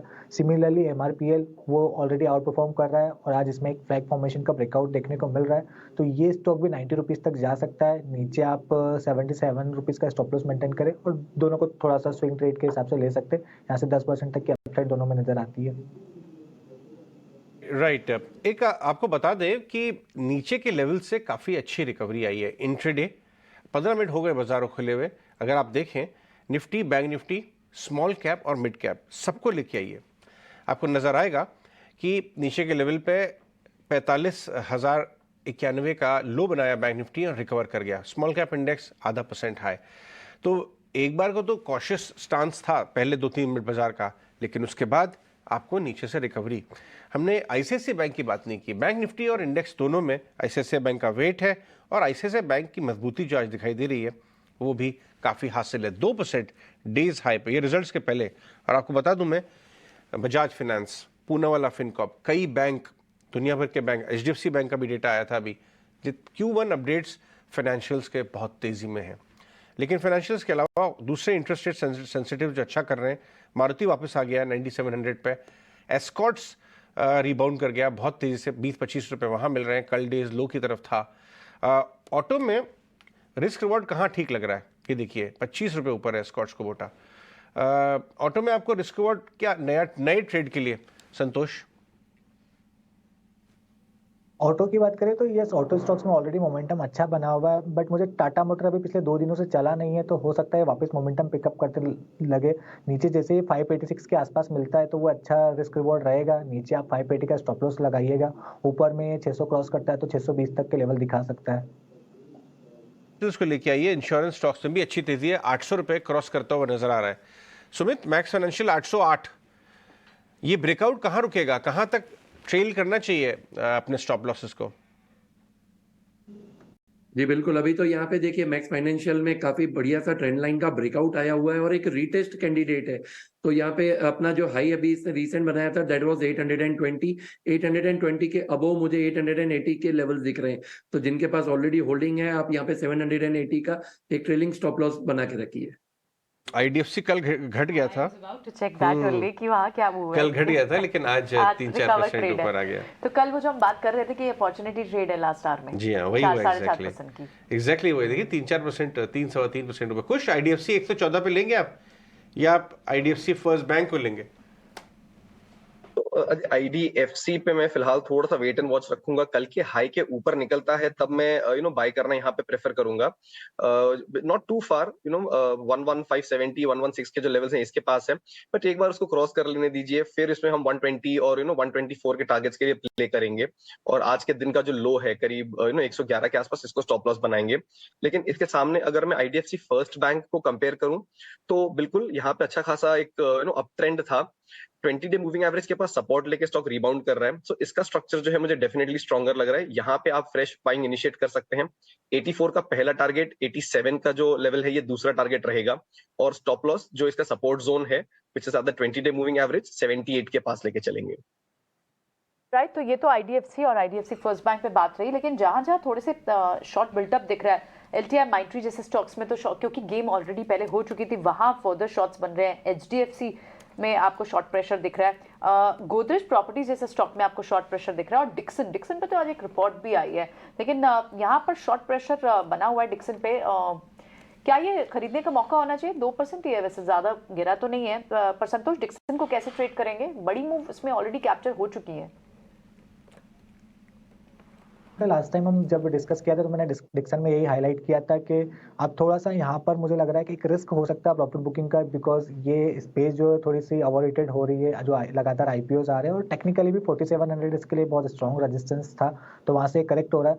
अभी और मुझे लगता है और गुंजाइश बची है इसमें डाउनसाइड की 4000 के लेवल के आसपास, मतलब करीबन यहाँ से 250-300 पॉइंट का करेक्शन और आता है तो फिर री एंट्री की अपॉर्चुनिटी ढूंढना चाहिए। अभी करंट लेवल पर इसको अवॉइड करना चाहिए। ओके, ठीक है, तो थोड़े प्रेशर में तो आपको ये दिख रहा है स्टॉक का, लेकिन और अगर एक्यूमुलेशन के मौके और कहाँ होने चाहिए? गोदरेज प्रॉपर्टीज आज यहाँ पर शॉर्ट बिल्टअप है, लेकिन जिस तरह के बिजनेस अपडेट्स आ रहे हैं, और पूर्वांकरा जैसे अभी हमने खबर भी बताई कि वहाँ एक नया प्रोजेक्ट शुरू हो रहा है, मैक्रोटेक के अच्छे बिजनेस अपडेट्स आ रहे हैं, गोदरेज प्रॉपर्टीज को ये बाइंग के तौर पर मौका देखना चाहिए इसमें समय, या फिर वीकनेस है अभी? देखिए वीकनेस तो बिल्कुल यहाँ पे एक सिर्फ 1490 के नीचे है। टिल द टाइम हम इसको एक डिप्स की तरह बिल्कुल यूटिलाइज कर सकते हैं, लेकिन एक स्ट्रिक्ट स्टॉप लॉस यहाँ पे 1490 का लगाना पड़ेगा। स्टॉक ने मल्टीपल टॉप बनाया है, देखिए 1590 के करीबन, तो जो फ्रेश बुल रन स्टार्ट होगा वो सिर्फ 1600 के ऊपर ही आप एक्सपेक्ट कीजिए। टिल द टाइम एक वेट एंड वॉच कर रहेगा नजरिया। वेट एंड वॉच की राय इस वक्त मिलती हुई, लेकिन इस बीच अभी थोड़ी देर पहले स्टील अथॉरिटी ऑफ इंडिया सेल्स के Q1 अपडेट आए, और सेल्स वॉल्यूम जो है 3.9 मिलियन टन, और क्रूड स्टील प्रोडक्शन जो है वो भी डेटा बढ़कर आते हुए दिखे, और बिक्री के लिए स्टील आउटपुट में भी Q1 के अपडेट्स में बढ़ोतरी देखने को मिली, और हम देख रहे हैं स्टॉक प्राइस में करीब 1.25% तक की तेजी। Santosh, Steel authority of India? Yes, इस स्टॉक की बात करें तो स्टॉक में स्ट्रक्चर अच्छा हो रहा है, हालांकि कि जो एरिया है 89 से 90 का एक रेजिस्टेंस एरिया है, वहाँ थोड़ा बहुत अटक सकता है, लेकिन अगर ये 90 का लेवल क्रॉस करने में कामयाब हो जाता है तो हमको कोई शॉर्ट कवरिंग रैली 94 रुपीज़ तक देखने को मिल सकती है। नीचे जो अब सपोर्ट का काम करेगा 86.5 का लेवल, जो पुराना ब्रेकआउट लेवल था, तो स्ट्रक्चर बुलिश है, बट थोड़ा सा रेजिस्टेंस और स्टॉक थोड़ा सा साइडवेज चलता है, तो इस चीज़ का ध्यान रखना चाहिए। स्ट्रक्चर इस वक्त नजर आ रहा है, लेकिन बाजार में जहां हमने एक म्यूटेड स्टार्ट के बाद रिकवरी देखी, इस वक्त भी रिकवरी मोड अटेम्प्ट करते हुए मार्केट और इंडिसेस, और इस रिकवरी में एफएमसीजी, मेटल, पीएसयू बैंक और साथ ही फार्मा प्लेस शामिल हैं। फार्मा इज डिफेंसिव आज बाजार को संभालने का काम कर रहे हैं। कुछ Divi's laboratories, lupin, gland pharma करीब 1.5 से 2% तक की मजबूती सेशन की शुरुआत से ही दिखा चुके हैं। फार्मा, हेल्थ केयर, डायग्नोस्टिक में कोई स्टॉक पिकिंग? तो मानसी यहाँ पे लुपिन ट्रेडिंग के लिहाज से थोड़ा ठीक लग रहा है। मोमेंटम इसमें अच्छा खासा बना हुआ था, कंसोलिडेशन था 2 सेशन का, बट आज एक अप ट्रेंड के साथ ट्रेड कर रहा है, तो यहाँ पे आप बाइंग इनिशिएट कर सकते हैं। मेरे रेडार पे यहाँ पे जो हॉस्पिटल स्टॉक्स हैं जैसे रेनबो, एस्टर डीएम, ये भी हैं। इनमें कहीं मुझे और थोड़ा सा और अपमूव दिखेगा तो ये भी बिल्कुल आपके बाइंग कैंडिडेट हो सकते हैं, but Lupin is something that I would have on my radar right now. 890 के स्टॉप लॉस से यहाँ पे एक कॉल इनिशिएट किया जा सकता है। 912 का पहला टारगेट रहेगा, 920 का दूसरा target. So this is one stock that I have on my radar. Just a quick word on the indices while you mention, ये जो रिकवरी थी मुझे लग रहा है थोड़ी सी फिजल आउट हो रही है, और जिस तरीके का डेटा हम इन द ओपनिंग 20-25 मिनट्स देख रहे हैं, आई वोंट बी सरप्राइज्ड कि यहाँ से थोड़े डाउनसाइड्स देखने मिले। तो निफ्टी पे एक्चुअली शॉर्ट कॉल भी इनिशिएट किया जा सकता है 19,300 के टारगेट के लिए on the cash I am talking. और आज का जो हाई है करीब 19 और याद रहा 19,450 का जो लेवल है, इसको आप थोड़ा स्टॉप लॉस बना के चलें। It not be a bad idea to create a short position. यहाँ पे जो कॉल की राइटिंग हमें देखने मिल रही है इज क्वाइट हैवी ऑन 19,400, तो थोड़ा सा यहाँ पे डाउनसाइड निफ्टी पे शायद और बढ़ते हुए नजर आ सकता है up till 19,300 levels. Banks weak हो रहे हैं एक्चुअली। बैंक्स में आईसीआईसीआई बैंक तो अपनी सही पॉइंट किया, वो तो स्ट्रांग है अजय, लेकिन एक्सिस बैंक और दूसरे private space bank fizzle out हो रहे हैं। अभी गेम इंट्राडे का हो गया, इंट्राडे अब 1 और 2 डेज, क्योंकि elevated end of the range पे बाजार, तो 1-2 दिन और ट्रेलिंग स्टॉप लॉस की महत्वता बहुत ज़्यादा बढ़ जाती है। लेकिन एक फाइनेंशियल के बारे में बात करना चाहूँगा, चला नहीं है बहुत ज़्यादा, बट इंटरेस्ट आ रहा है बाजार का उसमें, वो है LIC हाउसिंग फाइनेंस। कुछ जरा LIC हाउसिंग फाइनेंस के चार्ट्स देखिए। LIC हाउसिंग, लोग भूल गए थे कि हाउसिंग के धंधे में ये कंपनी भी है। इनफैक्ट लास्ट 1 साल का चार्ट दिखाई डेटा साहब, मैं बताना चाहूँगा ये अंडर परफॉर्म कर रहा था, एकदम साइडवेज हो गया था। अब LIC हाउसिंग में करंट आता हुआ नजर आ रहा है। ये देखिए नीचे से 300 वाला करीब 400 रुपये आ गया है, तो रिकवर हुआ है, रिकवरी है, लेकिन पहले के भाव पे मिल रहा है। अभी टॉप 440 था, इसके अंदर का स्कोप है यहाँ से बढ़ने का। सो आई थिंक थोड़ी देर पहले प्रियंका इसका जिक्र कर रहे थे, तब मैं इसको चेक भी कर रहा था, तब मैं थोड़ा सा स्टडी भी कर रहा था। यहाँ पे एक चीज जो मुझे नजर आ रही है वो ये कि यहाँ पे कंजेशन है, और 400 का जो लेवल है ये इसने पहले भी बड़ी मशक्कत के साथ पार किया था, और वहां से भी बहुत लंबी छलांग नहीं लगा पाया था। सो 420 to 425 के लेवल्स जो हैं यहाँ पे आके थम जाता है। अब ऑलरेडी जैसा आपने बताया कि मूव तो आ चुका है, अगर मैं देखूं तो 320 के जो लेवल्स थे, यहाँ से स्टॉक ऑलरेडी अच्छा खासा जंप लगा चुका है टू 400 लेवल्स, बट अब बिल्कुल उस रेजिस्टेंस के पास आया है। 400 to 420 का जो कंजेशन जोन है इसके पास है, इसलिए मैं थोड़ा सा यहाँ पे स्केप्टिकल हूँ इन terms of initiating a fresh long position. कोई थोड़ा लंबा व्यू लेना चाहे, because this is like a long recovery that is coming in the stock after a very long time. In fact काफी समय से इन्हीं लेवल्स पे ट्रेड कर रहा है। अगर ब्रॉड रेंज लें तो 440 से लेके 340 का जो लेवल है इसके बीच में काफी समय स्पेंड किया है इसने, तो थोड़ा पोजिशनल व्यू लें। 420-425 के ऊपर निकलता है तब इसमें आपको एक फ्रेश मोमेंटम आते हुए दिखेगा, जो स्टॉप लॉस या जो पुरानी पोजीशंस थी वो आपको यहाँ पे कवर होती हुई दिखेंगी। तो थोड़ा वेट एंड वॉच करें। इस मूव के बाद रीसेंट जो मूव है इसमें रिस्क रिवॉर्ड रेशियो आपके लिए अब फेवरेबल नहीं होगा। संतोष, ये एवरेडी में बैटरी जल रही है काफी दिनों के बाद, इसकी बैटरी चार्ज हुई है, स्वैप हो गई है क्या? इसमें से एक्चुअली बिजनेस भी स्वैप हो रहा है। पहले बैटरी का धंधा था, अब ये धंधा अब इसका कंज्यूमर इलेक्ट्रॉनिक्स का होता जा रहा है, क्योंकि हेवल्स के काफी सीनियर लोग ज्वाइन किए हैं और बर्मन्स के बाद मैनेजमेंट थोड़ा चेंज हुआ। लेकिन स्टॉक अटका हुआ था, 350 क्रॉस नहीं कर रहा था। इसका लंबे अवधि का चार्ट देखिए, ये देखिए नीचे में 275-80 वाला धीरे धीरे 6 मंथ के हाई लेवल्स पे आ रहा है। ये रिकवरी की क्वालिटी अच्छी है, डायरेक्शन ऊपर, और धीरे धीरे रिकवर कर रहा है। आज भी 2% ऊपर है। इसके चार्ट चेक करके बताएं संतोष। ये काउंटर की बात करें तो पिछले 2 साल से एक रेंज में अटका हुआ है। नीचे आपका 280-270, ऊपर में देखो तो 400 अटकता है। अभी लग रहा है कि वापस से शायद ये 400 की तरफ जाने का अटेम्प्ट कर सकता है। नीचे 335-330 का एक अच्छा सपोर्ट का जोन रहेगा, तो मुझे लग रहा है कि वो वापस से 383-400 के जोन में जाएगा, तो अभी अपसाइड देखने को मिल सकती है। बट मेजर तेजी कब बनेगी? जब ये स्टॉक 400 के लेवल को क्रॉस करने में कामयाब हो जाएगा, तो देखना होगा। अभी उससे हम दूर है, लेकिन अभी लग रहा है कि मोमेंटम 400 रुपये तक जा सकता है। 100 रुपये तक मोमेंटम जा सकता है। ये रहा है एवरेडी पर 1.25% के मूव्स इस वक्त भी आपको नजर आएंगे। लेकिन चलिए हमारे खास सेगमेंट जो कि मार्केट में टेक्निकल्स पर लगातार हम आपको राय देते हैं, लेकिन ऑप्शंस पर आपके लिए क्या राय होनी चाहिए? ऑप्शंस में किस तरह की स्ट्रैटेजी है? ऑप्शन के चैंपियन बताने के लिए क्वांटिफाई कैपिटल के सौरभ सिसोदिया आज हमारे साथ जुड़ गए हैं। गुड मॉर्निंग सौरभ, बताइए ऑप्शंस के चैंपियन में आज कौन सा स्टॉक है जिस पर आपकी राय है? Good morning. हम देखें तो इंडसइंड बैंक का स्टॉक कंटिन्यूसली ऊपर जा रहा है और एक आज के सेशन में उसने न्यू हाई हिट किया है। तो इंडसइंड बैंक में ऑप्शन स्ट्रैटेजी बनाना चाहूंगा। आउटलुक पॉजिटिव है और जिस तरीके से स्टॉक में मोमेंटम में लग रहा है आने वाले दिनों में और अच्छी अपसाइड इस काउंटर में देखी जा सकती है। तो इसे बुल कॉल स्प्रेड से प्ले करना चाहूंगा, जिसमें हम जो एटीएम कॉल है 1400 की कॉल ऑप्शन जो 42 रुपीज पे चल रही है उसको बाय करेंगे और ऊपर में 1460 की कॉल ऑप्शन को सेल करेंगे। तो इसमें जो आपको मैक्स लॉस आ रहा है 20 पॉइंट्स है और इसका लॉट साइज है लगभग 500, तो मैक्स लॉस आपका 10,000 आ रहा है एंड जो मैक्स प्रॉफिट है 20,000 आ रहा है अगर इंडसइंड 1460 या उसके ऊपर एक्सपायर होता है एक्सपायरी पे। तो मुझे लग रहा है करंट मार्केट में जिस तरीके से मोमेंटम है स्ट्रैटेजीज के साथ ही प्ले करना चाहिए और अगर ऊपर में अच्छा मोमेंटम आता है तो वो कम रिस्क में अच्छा पैसा बन सकता है। इंडसइंड बैंक पर इंटरेस्टिंग स्ट्रैटेजी है क्योंकि 1400 की जुलाई की कॉल जो कि 45 रुपए पर मिल रही है उसे खरीदने की राय है और उसके ठीक सामने 1460 की जुलाई की कॉल 23 रुपए पर बेचने की राय है। कुल प्रीमियम 24,500 के, सबसे ज्यादा यानी कि मैक्स टू मैक्स प्रॉफिट आपका 18,700 का और अगर ये स्ट्रैटेजी बिल्ट अप नहीं होती तो ज्यादा से ज्यादा नुकसान 11,200 का। लेकिन इस वक्त इंडसइंड बैंक कैश मार्केट में भी और ऑप्शंस में भी करीब 2% की मजबूती दिखाते हुए। सौरभ, शुक्रिया आपका ये ऑप्शंस की कॉल हमारे साथ शेयर करने के लिए।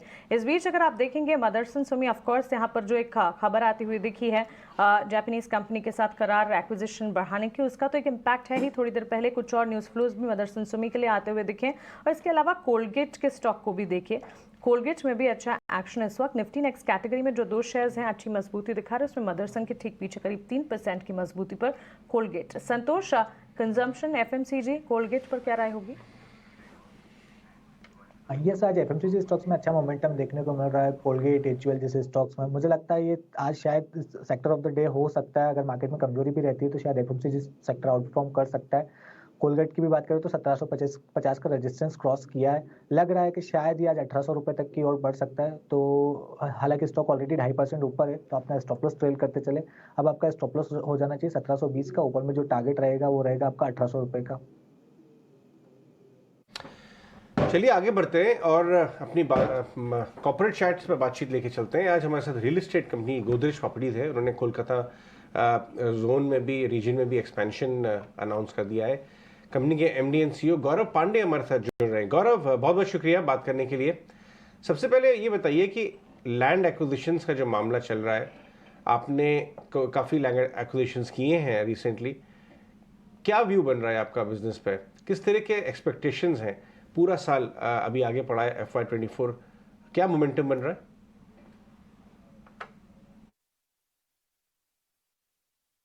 देखिए, पिछले वर्ष हमने बड़ा अच्छा इसमें कामयाबी पाई बिकॉज हमारा बहुत फोकस था कि हम अपने इन्वेस्टमेंट को बढ़ाएं बिकॉज हमारे पास इन्वेंट्री की कमी होने वाली थी और हमने फोकस रखा कि बिजनेस डेवलपमेंट में हमने पैसा भी लगाया बिकॉज हमने रेज भी किया था मार्केट से उसी कारण से। और 15,000 की गाइडेंस के अगेंस्ट हमने 32,000 करोड़ की बुकिंग वैल्यू के प्रोजेक्ट्स को लॉक इन किया था। कुछ 18 ट्रांजैक्शंस थे पूरे कंट्री में हमारे एंड ये एक स्ट्रॉन्ग कमबैक था हमारा पिछले कुछ वर्षों के हिसाब से। इस वर्ष में अगर हम देखें, हमने Q1 में ऑलरेडी 2 ट्रांजैक्शंस कर लिए हैं एंड हमें लगता है कि संभावनाएं और भी मार्केट्स में प्रेजेंट हो रही हैं। बट अगर ये नंबर मैं कहूँ कि वो 15,000 कम है, ज्यादा है, आई थिंक वो हम उस ढंग से इन्वेस्टमेंट को नहीं देखते हैं। हम देखते हैं कहाँ पे मार्केट अपॉर्चुनिटी अच्छी दिख रही है, किस रेट पे हमें लैंड मिल रहा है, कैसी वैल्यूएशन है, किस तरह का अपसाइड है, वो हमारे निर्धारित करता है कि हमें इधर अपना निवेश करना है कि नहीं करना है। तो अभी वो अपॉर्चुनिटीज हमें दिख रही है इसलिए हम वो करते जा रहे हैं। राइट, तो थोड़ा सा कंजर्वेटिव आप प्ले करना चाह रहे हैं बट अपॉर्चुनिटीज बिग है और आप कैप्चर कर रहे हैं। और इनफैक्ट गौरव, जो रियल एस्टेट पे बड़ी रिपोर्ट्स भी आने हैं और की एक रिपोर्ट है जिसके डेटा को हम यहाँ कोट भी कर रहे हैं कि हाउसिंग सेल्स जो है वो ऑल टाइम हाई पे। अगर आप लास्ट क्वार्टर की बात करें तो सेल्स या फिर बुकिंग आपको किस तरह से अब फर्स्ट क्वार्टर के लिए दिखती हैं? क्या बड़े फैक्टर्स होंगे जो आप यहाँ हाईलाइट करना चाहेंगे ये अच्छी ग्रोथ के पीछे? देखिए, अभी Q1 के हमने रिजल्ट्स तो अभी हमने पब्लिश नहीं किए हैं तो मैं उसमें तो कमेंट नहीं करूंगा। बट मैं अगर आपको थोड़ा सा विस्तारित रूप से समझाना चाहूँ तो ये होगा कि पिछले वर्ष हमने कुछ 12,300 करोड़ के आसपास माल बेचा था जो कि लगभग 56% हायर था उसके पिछले साल, जबकि उसके पहले 5 साल हमने 50% ग्रोथ की थी। जो 5 साल में क्या उससे ज्यादा ग्रोथ परसेंटेज एक हायर बेस पे हमने पिछले साल डिलीवर किया है। अब हम इस वर्ष को अगर देखें तो ये मोमेंटम हमें एक्साइटिंग दिख रहा है। और टिपिकली हमारा जो व्यवसाय है इसमें जब लॉन्चेस आती हैं तब ये नंबर तेजी से काइंड ऑफ बढ़ जाते हैं। तो जिस जिस क्वार्टर में हमारे अप्रूवल्स आ जाएंगे आप ये नंबर देखेंगे, और हम काफी रीजनेबली श्योर हैं कि इस साल जो 14,000 करोड़ की हमने एक तरह से गाइडेंस दी है हम उसको अचीव करेंगे। राइट गौरव, लगातार आपके मैनेजमेंट कंपनी और इनफैक्ट लीडर मैनेजमेंट्स की तरफ से ये एक राय आती हुई दिखी है कि लॉन्चेस जो है वो प्रायोरिटी है और लॉन्चेस को टाइम टू टाइम डेवलप करना और उन्हें फैसिलिटेट करना भी आपकी सबसे बड़ी प्रायोरिटी है। तो नए लॉन्चेस के लिहाज से लॉन्च पाइपलाइन कैसी नज़र आ रही है और साथ ही कौन से लॉन्चेस आपने प्लान किए हैं, किस तरह के टॉप लाइन पोटेंशियल्स यहाँ पर दिखेंगे? देखिए, पिछले वर्ष की जो मेहनत हमारी टीम्स ने करी है उस का परिश्रम इस साल हमें स्पेशली दूसरे भाग इस साल के हमें रिजल्ट्स में देना चाहिए। और अगर मैं कहूँ कि पूर्ण रूप से किस तरह की हमारी पाइपलाइन दिख रही है, लगभग 28 लॉन्चेस या फेज एक्टिवेशन हमारे पास इस समय हमें दिख रहा है, हमारे फनल में मौजूद हैं। अब इनमें से कितनी आ पाएंगी ये बहुत कुछ डिपेंड करता है अप्रूवल का, तो कुछ आएंगी, कुछ मिस होंगी, कुछ ऐड भी होंगी। बट हमें लग रहा है कि नेट आउटकम हमारा 14,000 करोड़ का जो हमने दिखाया है कि हमारी सेल्स की गति जाएगी इस तरफ, वो हमें लग रहा है संभावना उसकी हमें अच्छी दिख रही है सर। राइट गौरव, क्योंकि आपने फंड रेज किया एनसीडीज के जरिए, आप थोड़े से हमें बताएंगे कि वो आप फंड्स कैसे यूटिलाइज करने वाले हैं? क्या डेट लेवल्स को रिड्यूस किया जाएगा? देखिए, अगर किसी भी पहले तो एनसीडीज जो हम रेज करते हैं हमारी लॉन्ग टर्म स्ट्रैटेजी होती है फाइनेंसिंग की, है किसी शॉर्ट टर्म नीड से इस तरह की इंस्टीट्यूशन तो ड्रिवन नहीं होती, बिकॉज हम काफी strong operating cash flow oriented company है। हमारे पिछले साल का अगर आप देखेंगे जिस तरह के रिजल्ट हमने दिए हैं कैश फ्लो में, 35 करोड़ का, इफ मेरी मेमोरी सही कर रही है तो लगभग 3550 करोड़ के आसपास का नंबर हमने सरप्लस जनरेट किया था पिछले साल। तो हमने पहले भी बताया है कि हम लगभग 1 के गेयरिंग रेशियो पे काफी कॉन्फिडेंट है, बिकॉज हम देख रहे हैं कि वो मार्केट है जहां हम माल ला रहे हैं, माल बिक रहा है, तेजी से बिक रहा है, हम कंस्ट्रक्शन तेजी से कर रहे हैं और हम जल्दी से कलेक्शन एफिशिएंसी पे जनरेट करते हैं। बिकॉज जैसे कलेक्शन आप जनरेट करते हो और सही टाइम पे जनरेट करते हो और अच्छी एफिशिएंसी जनरेट करते हो, वो आपकी बैलेंस शीट को स्ट्रेंथ देता है। तो जब तक हम ये ट्रेंड कंटिन्यू करते हुए देख रहे हैं और मार्केट में हम एक फ्यूचर का अगला, क्योंकि ये सिक्लिकल बिजनेस है, ये बिजनेस पिछले प्री कोविड 10 से 12 साल बहुत सॉफ्ट रहा है, गिरा है, अगले 8 से 10 साल ये बहुत पॉजिटिव दिख रहा है, इसीलिए हम इन अपॉर्चुनिटीज को लैप ऑन कर रहे हैं। और अभी हमारा, लेकिन at the same time of course हम बैलेंस शीट को प्रूडेंट लेवल पे रखते हैं विथ वेरी स्ट्रॉन्ग फोकस कि हम कलेक्शंस को जनरेट कर रहे हैं। ओके, बहुत बहुत शुक्रिया गौरव आज समय देने के लिए और ये सारे सवालों के जवाब आपके इन्वेस्टर्स को, शेयर होल्डर्स को ये व्यूज शेयर हमारे थ्रू शेयर करने के लिए बहुत बहुत शुक्रिया आपका। चलिए, तो ये तो गोदरेज प्रॉपर्टीज के मैनेजमेंट से हम बात कर रहे थे, लेकिन मार्केट्स में हम देख रहे हैं कि थोड़ी सी तो गेंस फ्रिजल आउट हुए हैं और इनफैक्ट बैंक्स जो हैं वो स्ट्रगल कर रहे हैं इस वक्त सस्टेन करने के लिए अपनी मूव्स को।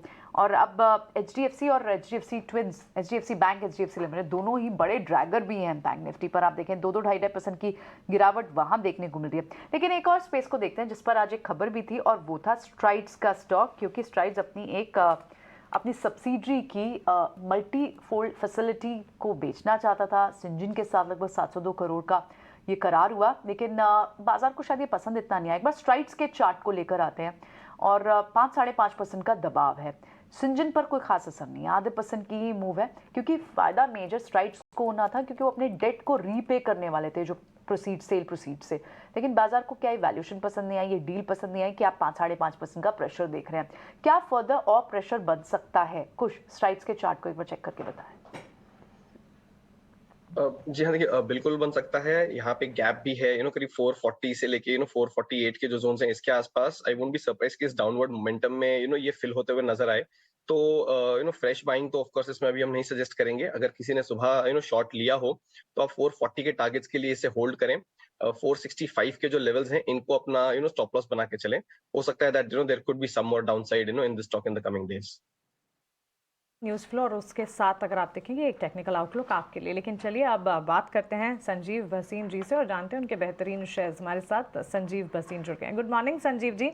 मार्केट को अगर इस वक्त देखेंगे, हम देख रहे हैं एक म्यूटेड स्टार्ट देखने को मिला, लगातार रिकवरी मोड अटेम्प्ट करने की कोशिश, लेकिन इस वक्त ताज़ा हाल जो है बैंक निफ्टी 45,200 के नीचे और निफ्टी 19,400 के नीचे फिसला हुआ और टुवर्ड्स डे लो इस वक्त मार्केट ट्रेड करते हुए। कौन से स्टॉक्स इस वक्त आपके रेडार पर हैं और मार्केट की चाल सेकंड हाफ के लिए कैसी देखेंगे आप? हाँ, गुड मॉर्निंग मानसी, आपको और प्रियंका को। तो पहली बात, आप कह रहे हो मार्केट की चाल सुस्त है। मार्केट 2000 पॉइंट बढ़ गई, 17,000 16,800 पे मंदी आ रही थी और ये और वो, कहाँ रह गए? If only you own stock will you make reap the benefits. yes, markets are very heavily overbought, but that is evident because of two factors, FI is underweight और म्यूचुअल फंड जो कैश पे बैठे थे, उस कारण से आप देख रहे हैं बेहतरीन शेयर। कहाँ है प्रियंका जी? 58 रुपए हो गया, 59 रुपए पीएनबी। नहीं संजीव जी, आज आपको याद ही कर रहे थे कि क्या होएगा पीएनबी। देखिए प्रियंका जी, ना मैं ना आप, मार्केट के ऊपर बैठना पड़ता है। और आपको एक और मजेदार बात बताऊं, मेरे दोस्त 60 साल के हैं, वो सब आपको देखते हैं क्योंकि सुंदर है, और टीवी की और भी इंग्लिश एंकर सुंदर है। और वो जब 16,800 था तो वो कोई 15 बोल रही थी और 45 पे सब 40 का टारगेट दे रहे थे पीएनबी। आज जब वो 58 और 19,500 है तो मेरे दोस्त फिर मुझे फोन कर रहे हैं, अब क्या करें? तो मेरे को उनको एक छोटी सी कहावत है, सुंदरता पे जाओगे तो पैसे गवाओगे, भसीन को देखोगे पैसे कमाओगे। संजीव जी, आपकी ये पीएनबी वाली बात आज आप अपने उन्हीं दोस्तों को पूछे। आज सुबह सुबह सबसे पहले आपका जिक्र किया आपने कि पीएनबी पे मैं और अजय जिक्र करते हैं। आप जिक्र करना था तो वो 45 रुपए पे जब सब मायूसी थी 16,800 पे। But anyway, on a lighter note, आप नोट, मॉर्निंग का अगर हमारा ओपनिंग चैट ही सुनेंगे तो पहली बात ही मैं अजय को यही बोल रही थी कि आज पीएनबी की मूव पे मुझे संजीव भसीन जी याद आ रहे हैं और आज बुधवार है, वो जुड़ेंगे भी। वो बेस्ट ऑफ द निम्स की बात कर रहे थे पिछले क्वार्टर से ही, और पीएनबी जो चाल दिखा रहा है। उसके अलावा आपको आईडीएफसी फर्स्ट, आपको मैंने बहुत सारे, अब आपके लिए इतना टाइम नहीं लूंगा, कुछ आपको 3-4 बेहतरीन स्टॉक्स बताता हूं। मार्केट पहली बात ये लेके चलिए, don't be surprise that you see a sharp correction because it is inevitable. If it goes up parabolically, it is even getting more because the breath of the market is not getting that positive. So I would be very very careful on the index. The HDFC twins should be bought on any decline because there is a huge merger and HDFC Bank stands out. अब मेरा top pick up कहे तो मैं शुरू करूं? बिल्कुल Sanjeev ji, in fact आपने अपनी टॉप पिक्स बताए। इतनी बाजार में चलने के बाद ये चाल, आज सुबह भी हम बात करते हैं कि मार्जिन ऑफ सेफ्टी देखिए रिकॉर्ड लेवल्स पर चल रही है, तो कॉशियस तो होना चाहिए। प्लीज बताएं अपनी पिक्स क्या है। तो पहले तो पीएनबी आपको कवर कर दिया, 65 रुपए का टारगेट शॉर्ट टर्म में। Results will be stupendous and all PSUs are standing out.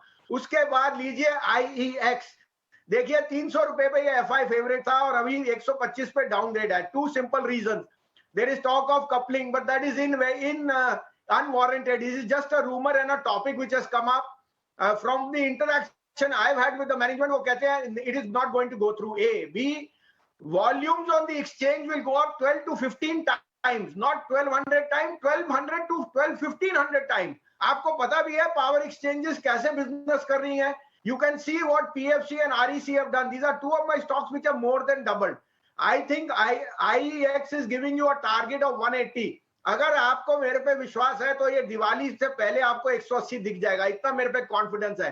Simple reasoning being that power volumes day after market they have 85% share, and the problem is not going to be of the problem will be of execution in the next 2 years when demand is going to be superb, and I think exchanges are the way to stay. Second pick is Glenmark, one of the best performing pharma stocks in formulations and API, and their robust business is now giving them an opportunity in the inhaler market where they can even take into market share of Cipla and the other players. I think Glenmark fits the bill for being an outperformer. 850 का target मेरे को इसमें लग रहा है, and I'm very very sure it can come in the next 3 months. Third pick would be